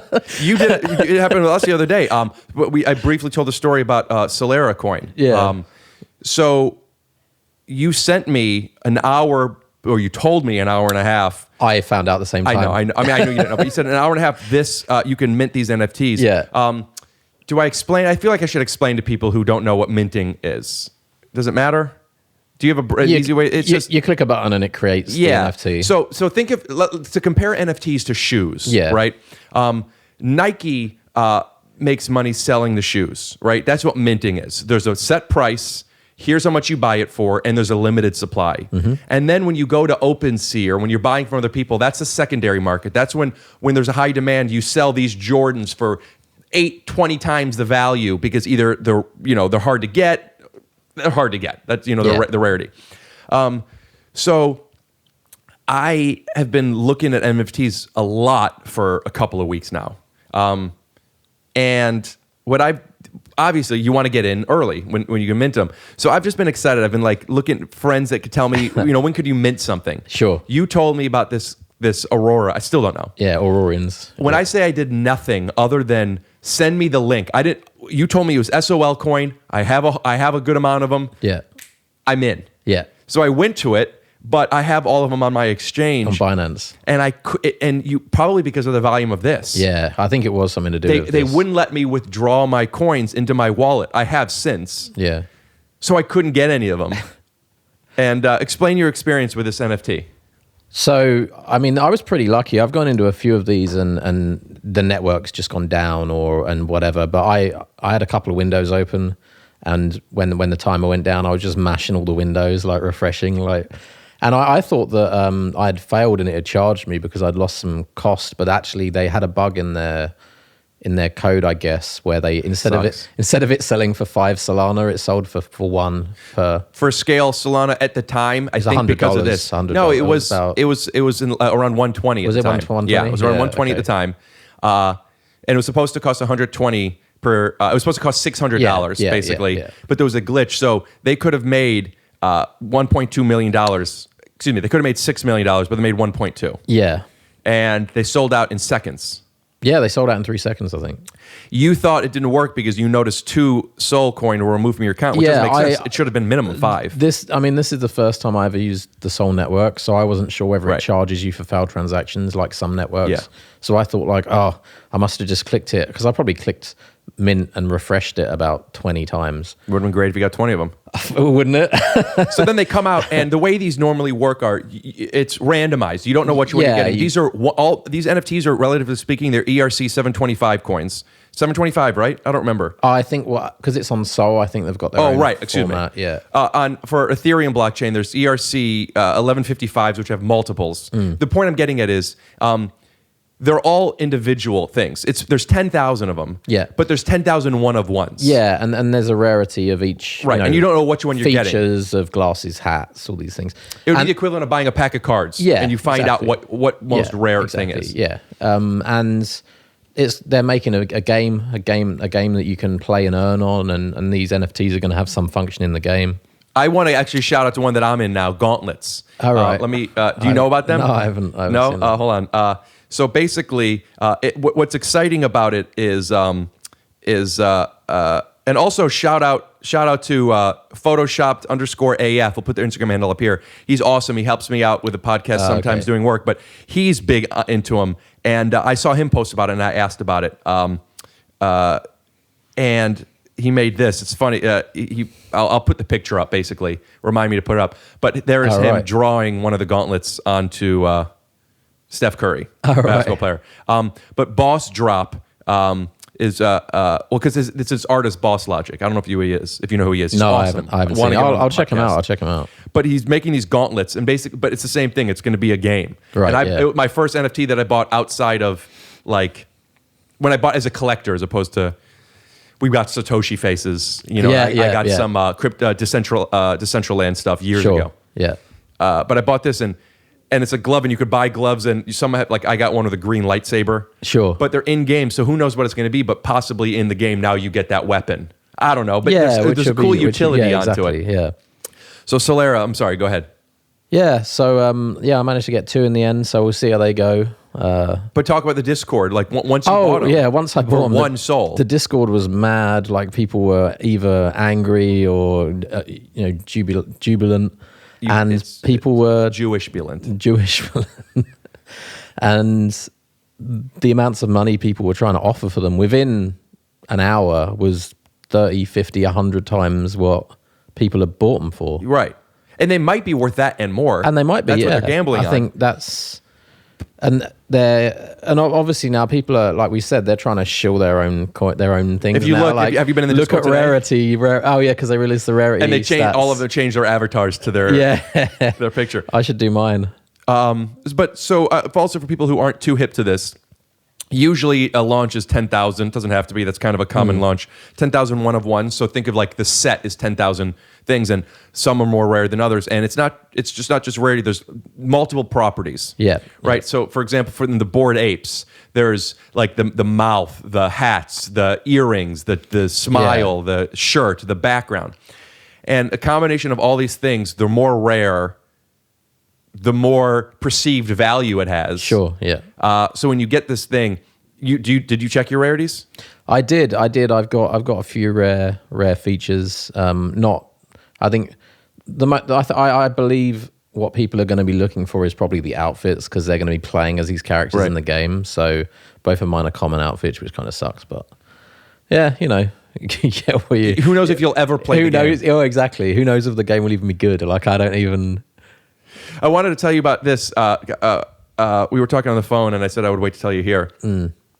Bored Apes. I remember finding out about them around April or May of this year, and shout out to Ben. I don't want to say his last name because I don't know if it's private.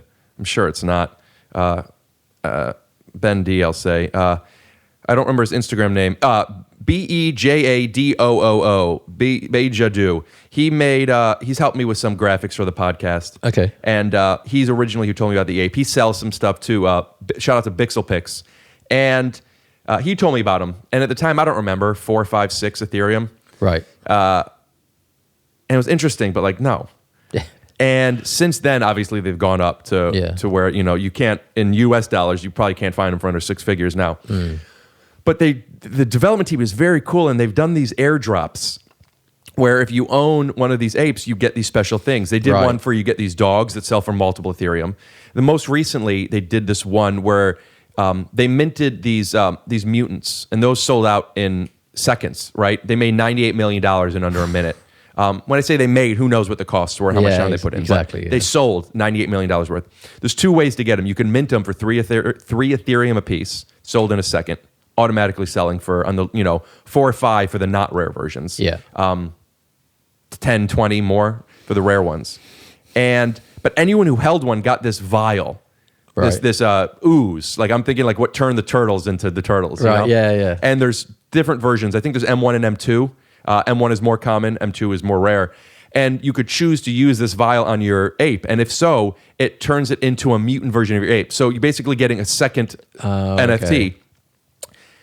And people are flipping these for $7. So it's printing money. Yeah. You get these things with the airdrops. You've like Ben, he told me, I feel bad. I don't know if I'm allowed to tell people stuff. So I'll just say, you could, if you sell your stuff, you print money. You could make 10, 20 plus Ethereum. Sure.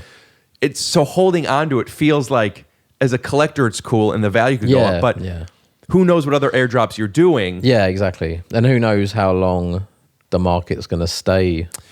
So this isn't the first time. It's actually, I think, the second time. There's an auction. Maybe you know of this month at Sotheby's. Yes. Yeah. And CryptoPunks is part of it. Okay. And the apes are part of it. So a couple of things. One, there's a lot of excitement because of the press, which is built into the price. Yeah. Does that then go away? But it also adds validity to it. Yeah. I mean, Elon Musk going on Saturday Night Live was probably the biggest sell signal that we could have got earlier in the year. So what are you saying? Once we found out, because the market started tanking after his appearance. I bought some Doge because after I didn't want to. Yeah. Because I bought in 2017 and I would have been multimillionaire from that. Yeah, sure. And I sold them all. So I bought some more because why not?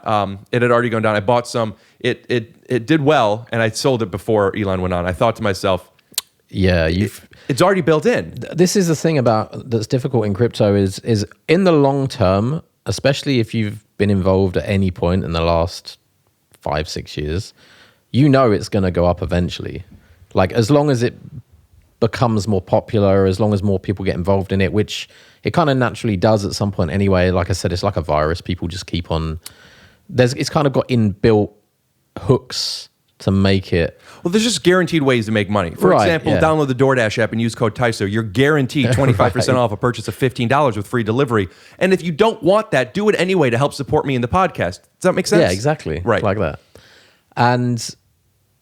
But there are these periods where the market crashes, and when it crashes hard.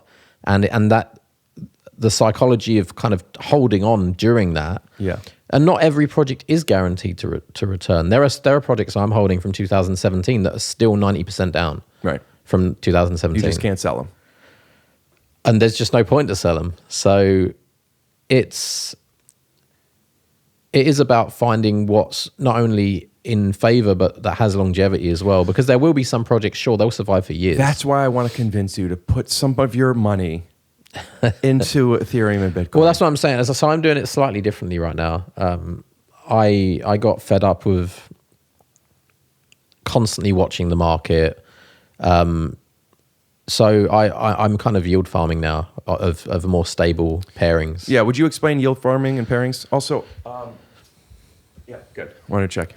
So yield farming is basically you supply your money, you give your money into a contract, which is then used for something. Usually it's used to add liquidity to decentralized exchanges. Which are exchanges that it's an open market. We're buying it. Yeah, it's peer to peer. We're buying it from each other. We're buying it from each other, and traditionally, if it was run by a company, they would front the money, or they would have some and also take fees. Yes, and they would have some mechanism for, if you wanted to trade from Bitcoin to Ethereum, they would have Ethereum and Bitcoin that you could trade and sell between, and they would collect all your fees for doing it. So people have probably heard of DeFi. Yeah. That's what this is, decentralized finance. And this is arguably, for big believers, a very big, easy technology of the way of the future of, exchanging. Rather than it being a bank, it's an individual anyone that wants to be part of the contract. You have this that I want. Yes. It's buying goods, basically. Yeah. And the smart contract is the intermediary that makes it safe. We're supplying the mining picks for the gold rush, basically.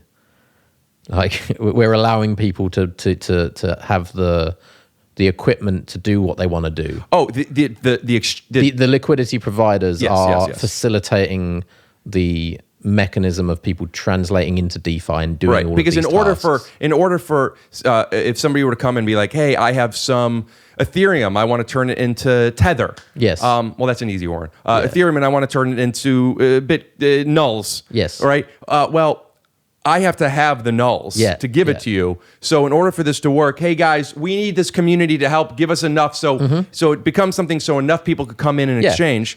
And because we're completely decentralized and there's no person taking the funds, we're going to then give you instead of charging this much, we charge this much and just give it to you. Exactly. Yeah. So, when the fees come through, they go to the liquidity providers, which are the individuals. Which allows you to basically make interest. Yes, to make interest. And you can make good rates on that. People are making 30, 40, 50, even 80% on depending on the pairings. Some are riskier than others. But there's also the unrealized losses. Yeah. So, and depending on the coin, and this is why I do it for stable coins, because... Explain that to me. So rather than... So the way the pools work is, say you have one Ethereum and then whatever the cost is in dollars equivalent. You then... So one Ethereum coin at 3,700. Just make it easy, $3,000, right? So And one Ethereum, $3,000, and then either side. 10 of this coin at $300. Yeah. And then there's the entire pool is, say, $30,000 and 10 Ethereum. So then you put your money in there and you're part of that pool. You have 10% of the pool. Right. So you get when you provide liquidity, they give you the percentage that you own of the pool. Right. And then when that pool changes, when people are trading between... Meaning when that other coin when gets the higher. other coin gets higher, or if the value changes, so then Ethereum goes to $6,000. So then the pool is going to shift because the dollar value is different. Right. So when you then take your money out, when you decide to take your money out, you're still only getting 10% of the pool back. So that means your Ethereum value could change. Right. So if you put in one Ethereum and 10 of this is even, but as Ethereum value goes up and the other one potentially stays the same, you're getting 50% in this coin, 50% in this coin. Yes. So you're getting back not the same dollar amount. Yeah, potentially you're going to get back more of one or more or less of the other. You will still get back in dollar value more than you put in. Not necessarily. Yeah, because if Ethereum goes up a lot and the other one stays, you're getting less Ethereum, but Ethereum has gone up. It depends on the pairings, because if you've got a stable coin, because I think the way it works is it weights it more towards the lesser token as well. Right. So you wouldn't necessarily keep the same amount. I don't 100% know exactly how the algorithms work, but I know that if you have projects that if you have two projects that are volatile and they both lose money, you're going to obviously lose money. Right. But what but if one value massively goes up, then sure, you're going to do really well. As well. Yes, if it goes down, you're losing money, obviously. But if you're worried about it going up and you still not, it could go up and you don't make as much as you would have if you kept the Ethereum. But if it goes up, you're still making... Yeah, you're still making profit. You might not make as much as if you'd have just held the Ethereum for 2 years. So you like to do it with stable coins. Yeah, because they're tied to the dollar. So What if what stable coin means here? Yeah.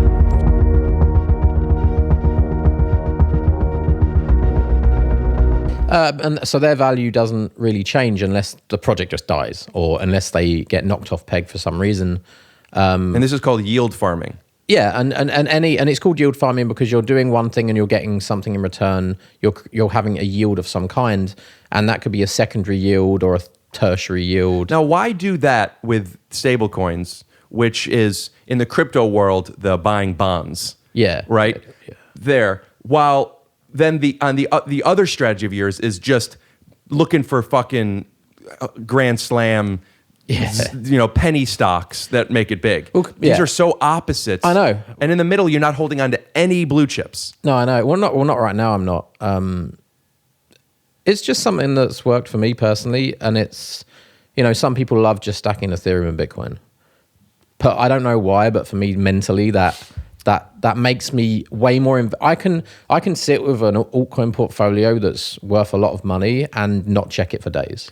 Yeah. But when I'm holding that same value in Ethereum, I don't know why, but I just have this mental thing where I check it all the time, and it keeps me up at night, and it's tough. So I've found the route. What I got over the idea that there's only one way to enter the market. You can make money in tons of different ways.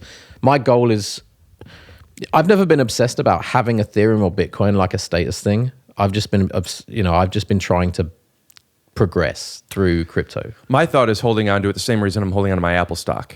Just like I think this thing's going to work, so in the future it's going to be worth more. Yeah. It's just simple like that. I mean, a lot of the projects that I hold are either supplementing the Ethereum market anyway, Sure, or they're projects that will link between a lot of different projects. So do you hold Link?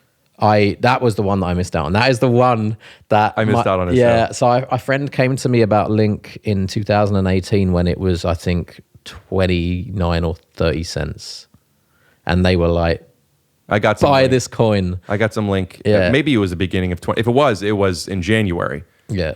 But yeah, I think it was in 2017. That was one too.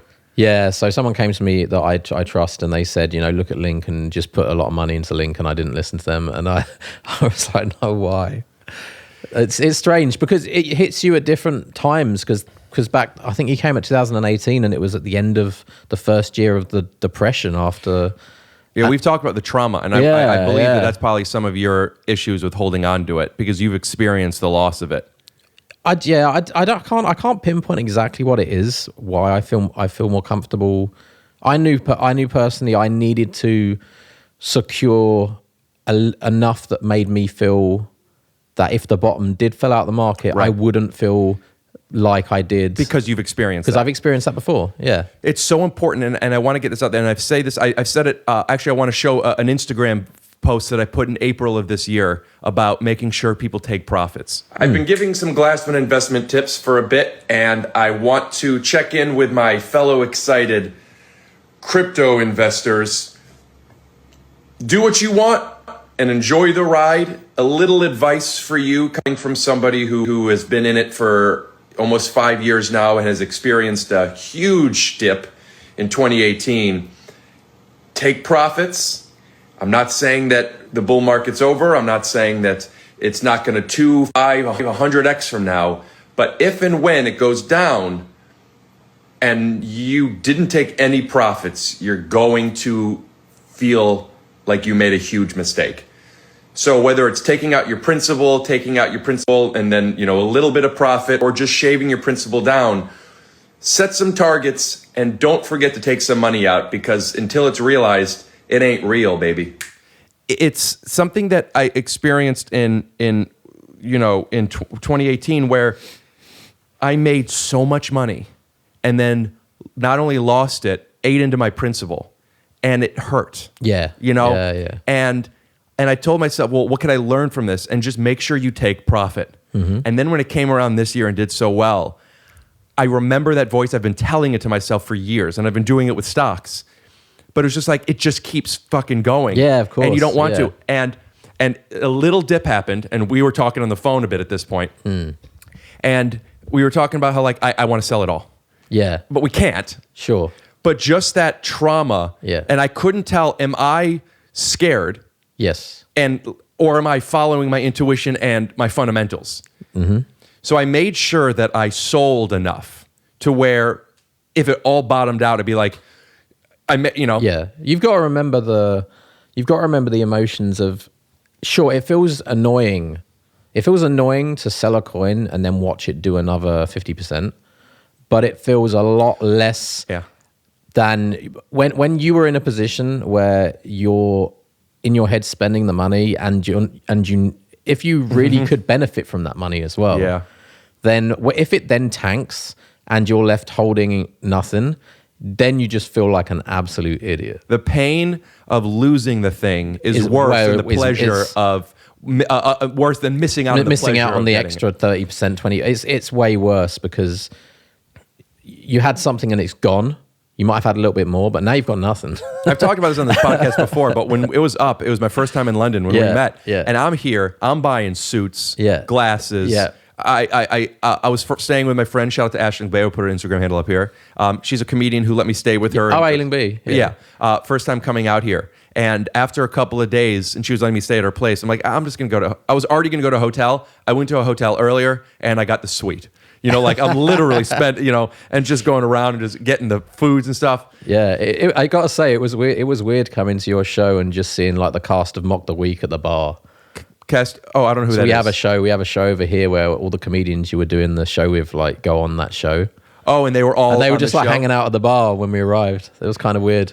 So it's weird thinking I'm in this as far away from you as the guy from Magic Mike, Joe Manganiello. Oh, is he there? No, just like on your podcast. Oh, because he's on my podcast. Yeah. Yeah. He's a gamer and collector. He's big. I hear he plays D&D. Yeah. That would be a cool D&D game to get invited. That would be awesome. He plays with Vince Vaughn and shit. And I also really want to.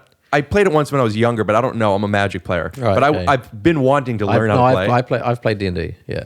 But the thing is, you wouldn't have admitted that like 10 years ago. But now it's like, no, everyone just does what they want. I mean, I was selling Dragon Ball Z VCDs and playing Magic 10 years ago. I don't even know why anyone cares about it anymore. Like, just say what you do, like, and enjoy doing. I think I even posted this on my Instagram once, a meme, or it was a picture of Dave Grohl. Right, yeah. And it was his thoughts on this idea of guilty pleasures and how he hates that term. Like, why does it have to be guilty? It shouldn't be guilty. I like Britney Spears. I like this boy band. Like just who cares? Enjoy it. Why do people care about what other people like and what they don't like? Like, where is their judgment on... Like, when I had a group of friends when I was about 15 and they were completely the opposite. They were like, no, we don't care what you do. Like, do whatever you want. You're into this, you're into that. And everyone was different. And it was just nice. It was nice because, you're 15, people judge you for what you do. Just like a development community. Yeah, like a development community. You want to be around them. I think the people, when you find those like-minded people who just want to be like an actual community that like helps each other out and there's not this kind of give and take or, oh, you did this for me, so now I have this in my back pocket on you. Like, then you develop a much healthier community that you can trust. And that's what I've tried to do in all of the stuff that I've been doing. Are you happy? Because there's a lot of stress. Like when things were, you had bought you had a good stack of Ethereum. I had Bitcoin last year, I'm talking earlier this year when we were talking. We were both stressing the fuck out. Oh yeah, no, I'm a lot more confident now. Not confident, but comfortable that I've got that part that is secure. You know what helped me a lot was taking some profits. Yeah. I've said that I want to like speak to the audience for a second, and I don't know how much I need to qualify if I'm not an expert. I've been doing this for a long time. I've been buying and trading stocks since college. And it's so exciting to watch stuff go up. And it feels so good. And you dream, and the house you want to get, and the Lambos, and it might get there, it might not, and you might get there sooner if you didn't sell at the wrong time. But the truth is, none of it is real. And the psychology that we were speaking on is very interesting and selfish. At what point is enough unless you set a number, and even then, you turn a couple $100 into 10,000. That's incredible. Yeah, but you could turn that into 100. And that's nuts on its own, right? It's nuts. You go into a bank and you say, "Here's $100." Where's that going to come? Where's that going to be in 10, 20 years? Probably $110, if that, right? In interest, just sitting there doing nothing. If it's in a checking account, you'll get more than that. But I understand. I mean, maybe over in America, but I don't keep much money in a bank. I don't believe in it. You don't believe? I don't agree with necessarily the system, the banking system. Crypto, at its heart, crypto is doing what we should be allowed to do. Why can't anyone just come out and DeFi in particular? This isn't this big moral fuck the man. We are the bank, we are the strength, but just the utility and the truth of it. I was watching About Time last night. Do you know that movie? Yeah, with Justin Timberlake. Yeah. And time is money. At 25 years old, on your arm, you get a year left, and you buy drinks with time. So the rich could be forever, immortal unless they get hit by something or whatever. And this idea that I saw they went in. This woman was like, she has half hour left, and she goes to a bank and she needs a loan, and the interest is 30%. Right. In a day. It's like what's going to kill. And the people that live in the first district, they have centuries where they could live, and as the population rises, they just raise the prices of things and taxes to kill off the. And it's like a very romantic version of the man is these people. But in a way, there's a reason why banks and government make so much money. It's because they have the money to collect the interest. This idea of take down the banks, it's I don't subscribe to that. Well, the ironic thing about that is that a lot of the there's this kind of circular thing that happens with people where kind of history just repeats itself again and again and again. And someone that is in a situation forgets that they were poor, forgets that they didn't have these opportunities. And then when they get them, they want to hold onto them. They want to keep them. So usually you find that we just get into the same situation, just in a different format. Sure, the gatekeepers of the gatekeepers of crypto come along. The people that were the old. But you have the choice with crypto. You do. Or more specifically, when the gatekeeper is eliminated. True. Crypto in particular. Yeah. But that's why I was talking about not believing keeping much money in the bank. Relatively speaking, I want to be able to pay my rent, my credit card bills each month. But you put $1,000 into the bank today, 10 years from now, you have $1,108. And that's worth less than the $1,000 was 10 years ago. Yeah, the buying power is why not put it into things? Well, also you just have to diversify it. I mean, if we could ever find out how much money is the bank making profit on your money, it's probably it's going to be a lot more. Yeah. So why isn't some more of that? I mean, if my entire I mean, and this is basically how things have always worked, but it just seems, when you talk about it out loud, it just seems fucked up. If my entire industry is I stand on other people and then they just give me stuff and I just eat it or I just sell it. Wait, I don't get so the if your entire industry is basically you're relying on other people to do the work for you. Speaking of the banking industry, yeah, or just any industry, right? You own land and people are working that land, and then you're just kind of shoveling in all of the stuff and selling off, but you're spending all day doing nothing. Right. When you actually say it out loud, that seems kind of fucked up. Well, the argument would be it's not nothing. You're strategizing. You're a manager. Yeah, true. And you do own that land, and you have, but then That's where Intel is everything. Yeah.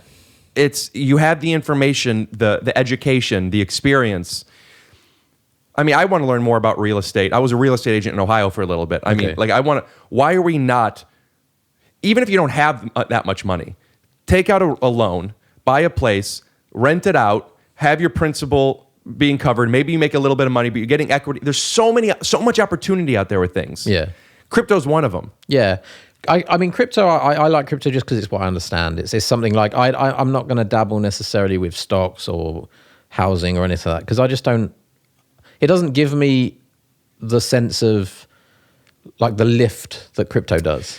Here's my argument to that, which is the barrier to entry is difficult, both for understanding how to do it and also the fear. Yeah. You know, like to get, I first bought a Bitcoin when it was around 2000.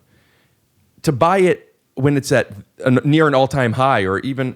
You've been going for 2 days. Yeah. Thank you. Are you okay on time? Yeah. This is going to be a longer episode. I haven't got anything to do. The barrier to entry is scary to get into. Yeah. But when you look at things as all-time highs or how much they cost, and another thing about stocks and Bitcoin is it's $50,000. I can't buy a percentage of it. 0.1 Yeah. or 0.05. Oh, or whatever. Amazon is too expensive. If you don't believe in Amazon, great. But you could, putting $1,000 into one of this or $50 into 20 of this, it's the same thing, right? So your thoughts on I don't understand it or I don't get the... Yeah. If there's a company, a publicly traded company that's been around for a bit, and more importantly, you use it every day. If you go to Starbucks every day, buy Starbucks stock. Right. You are helping fund this thing. True. Yeah, true. It's not that challenging. If you use an iPhone and the next phone you get, you want it to be an iPhone, buy Apple stock. You don't have to put a whole bunch in. Get a little taste of this stuff. If your search engine is Google and you're a YouTuber and you're paid with Google AdSense and you're laughing at the memes that say Google it, buy some Google stock. But are you doing that because you're kind of supporting them as well? Or are you doing it because you just... No. There's not... Because if you're looking at the hard kind of...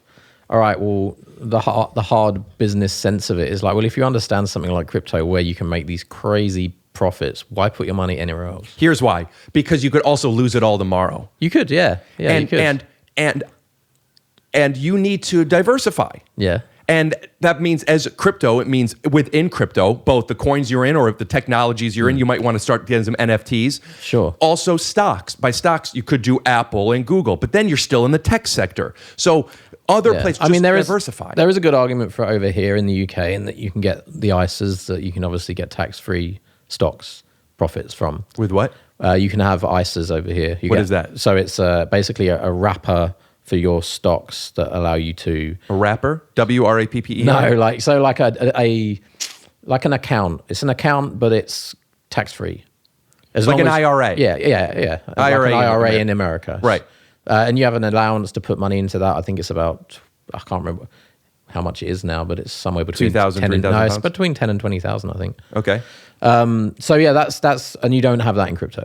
So that's obviously a big and a lot of this stuff in crypto is being charged now as income tax or Yeah, I know you've been concerned about it. You said you don't want to move stuff and around. this is also part of the reason why I've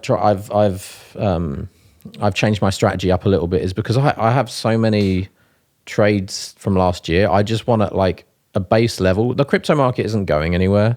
There will still be opportunities in a year or 2 years to make 50% or 100% on projects.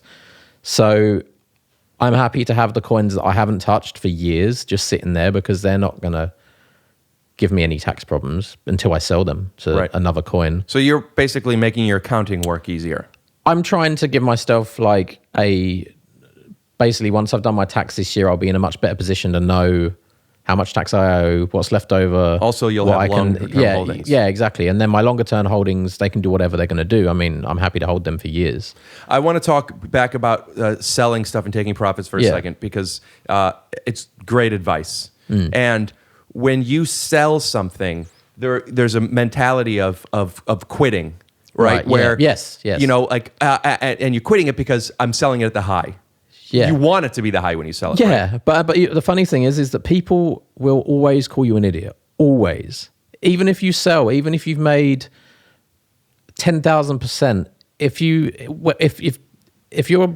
telling anyone in public, like Twitter or in a group, I'm selling this coin that they're invested in, they'll be like, oh, you're an idiot. You're stupid. It's going to go another 10 times. It's going to go another 20 times. And I've been in so many projects where it doesn't. That was the high. To quote Mark Cuban again, he says everybody is a genius in a bull market. It's true. Everyone's a genius. Everyone is shilling, and they make you sometimes feel bad for taking profit. I understand what you're saying. That doesn't affect me. It doesn't affect you. No, it doesn't affect me either anymore. It did in the beginning. I'm talking like my first couple of months in crypto. What affects me more is the reality of what it could have been. Well, when you're looking at crypto like in a cutthroat way, for some people to take money off of and actually make profit, that money comes from somewhere. Yeah.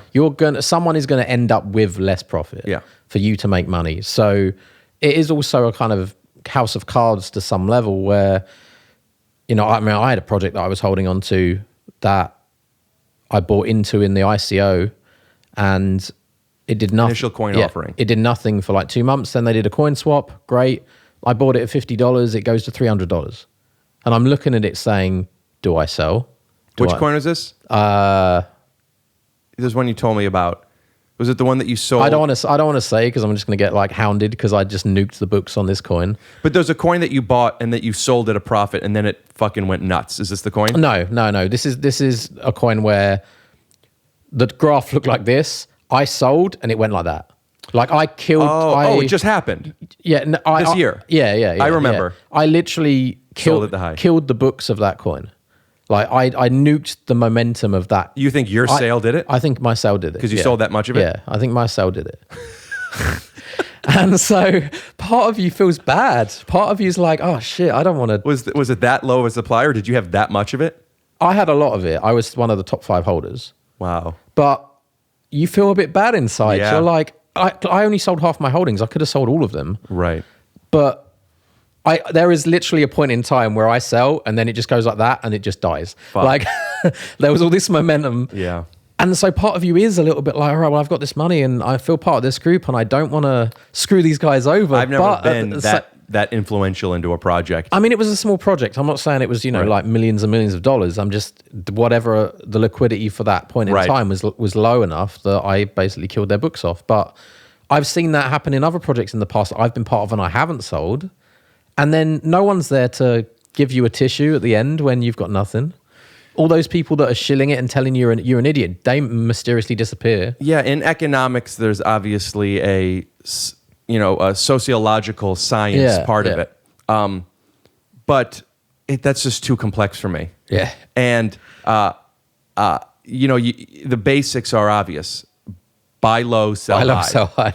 And the volatility in this, like you said earlier, is it's going to come back. Yes. Relatively speaking, you believe, right? When it's going like this, buy, sell, buy, sell. Sure, but there's nothing wrong with this. Buy, sell, buy. If you buy it higher, if you sell it higher than you bought it. But so this idea of taking profits and quitting or not selling at the proper high is the wrong way to look at it. And here's the advice I want to get out. You don't look at it as you're selling it am I selling it at the wrong time? You're selling it, you're basically buying ammunition. You're buying a key to an entry point. Yeah. Right? So when Bitcoin is at 30,000 and you buy it, and it goes to 64,000, and then it goes down to 45,000. Well, you're still up 15,000. If you sold it at 65, you could buy back in, right? But assuming you don't have unlimited funds or you make an investment, that's it. You buy it here, it goes here, then here, then here, then here, then here, right? But you're not making any moves on it. My thoughts are, if you buy it here, it goes to here, you sell it. If it goes here, you buy back in. If it goes here, instead of getting all upset about it, wait, it'll go back to here. You basically, my advice is take profits for either to pay off your debt or for things that you need, but also it lets you buy back in later. Yeah. You want to be able to buy back in later. I think you should play it kind of based off of your own personal situation as well. Like you shouldn't be thinking, because if you sell Bitcoin, say there are people that sold Bitcoin at $1,000 thinking it was going to go back to $500. It never has. And they've been forever caught out by selling that and the new floor that come in. There's a difference between taking out your investment and skimming profits. Yeah. I'm just saying, if you have hypothetically 1 Bitcoin, right? Sell 0.1, 0.2 of it. Yeah. And if it goes back up and you miss your entry, there are so many. That's where I like the alt community. There's so many other projects. You try other stuff. Yeah, I think people get kind of caught up on Bitcoin and Ethereum, and I get mentally, like I've said, caught up on Bitcoin and Ethereum without realizing, all right, well, I want Bitcoin to go to $100,000, but how far is that from where we are? That's only 50% increase from where we are. Right? And also to your advantage of the crypto, the alt market, 150. It would be 150% from where we are. Up 100%. But I mean, I've had altcoins that have done that in a day. And if Bitcoin goes from 50 to 100, these altcoins are going from this to more than You'd hope 2x. so, yeah. I mean, look at Solana. Look how much Solana's gone up in the last year. Middle of this month. I mean, it's gone up like what? Yeah, it's it's crazy. So there are other opportunities out there. I'm not saying they're better. I'm just saying they're a different strategy. But I think people have got to. The best advice I'd give anyone for entering crypto is don't put in more than you can afford to lose. Yeah. That's the main one. If you put money in, visualize it that you've just burnt it. Yeah, throw it away. Just throw it away. It's gone. It's gone.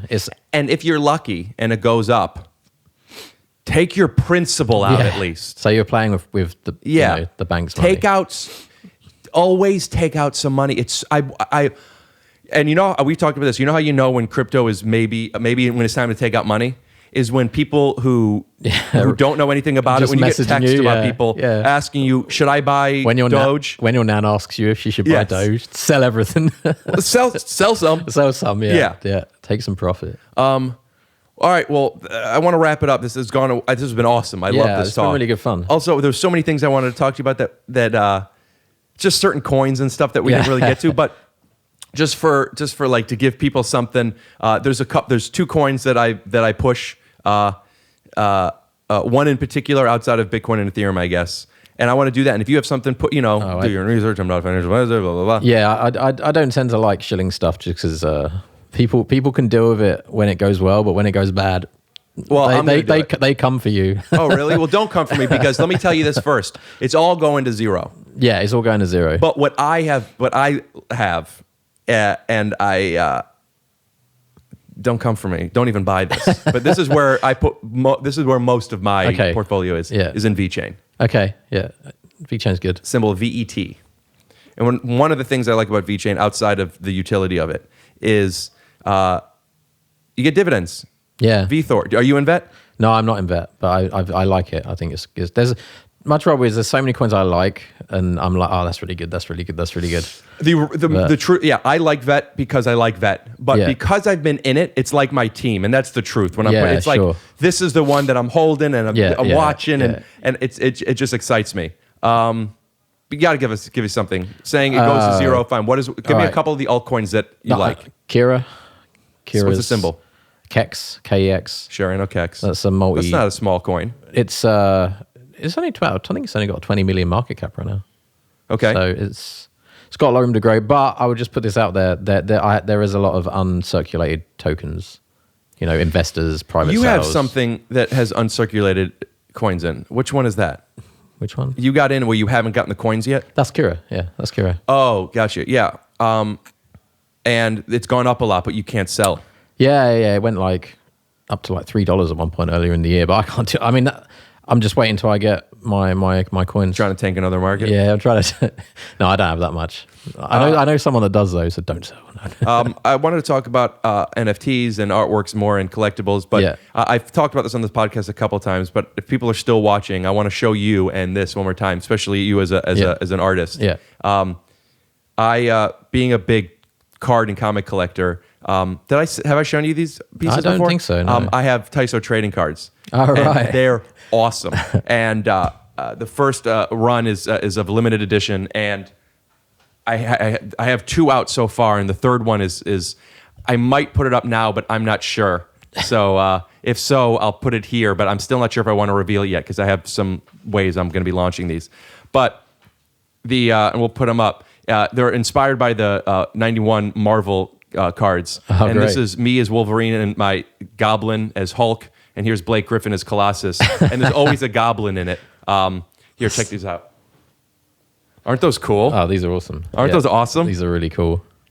Hollow foil cards. Yeah, take your shoes off trading cards. these I are love gonna them. be. Yeah, these are great. And I'm working with some ideas of what I'm going to be doing with these NFT launches and how I'm doing them. And got some animations on them. They're pretty cool. But if you want to pick up some cards, TYSOcards.com, or go to rickleisman.com, and the store is there. And something I never say, I think you're supposed to put this at the beginning, but like and subscribe, and make sure you follow I Am Frenchie at IamFrenchie.com, and their Instagram handle is I Am Frenchie, not AM, I Am Frenchie, which is your band and your Roman Warrior. Correct? Yeah, both. Or your Iron Warrior. Yeah, no, I don't. You just made that up.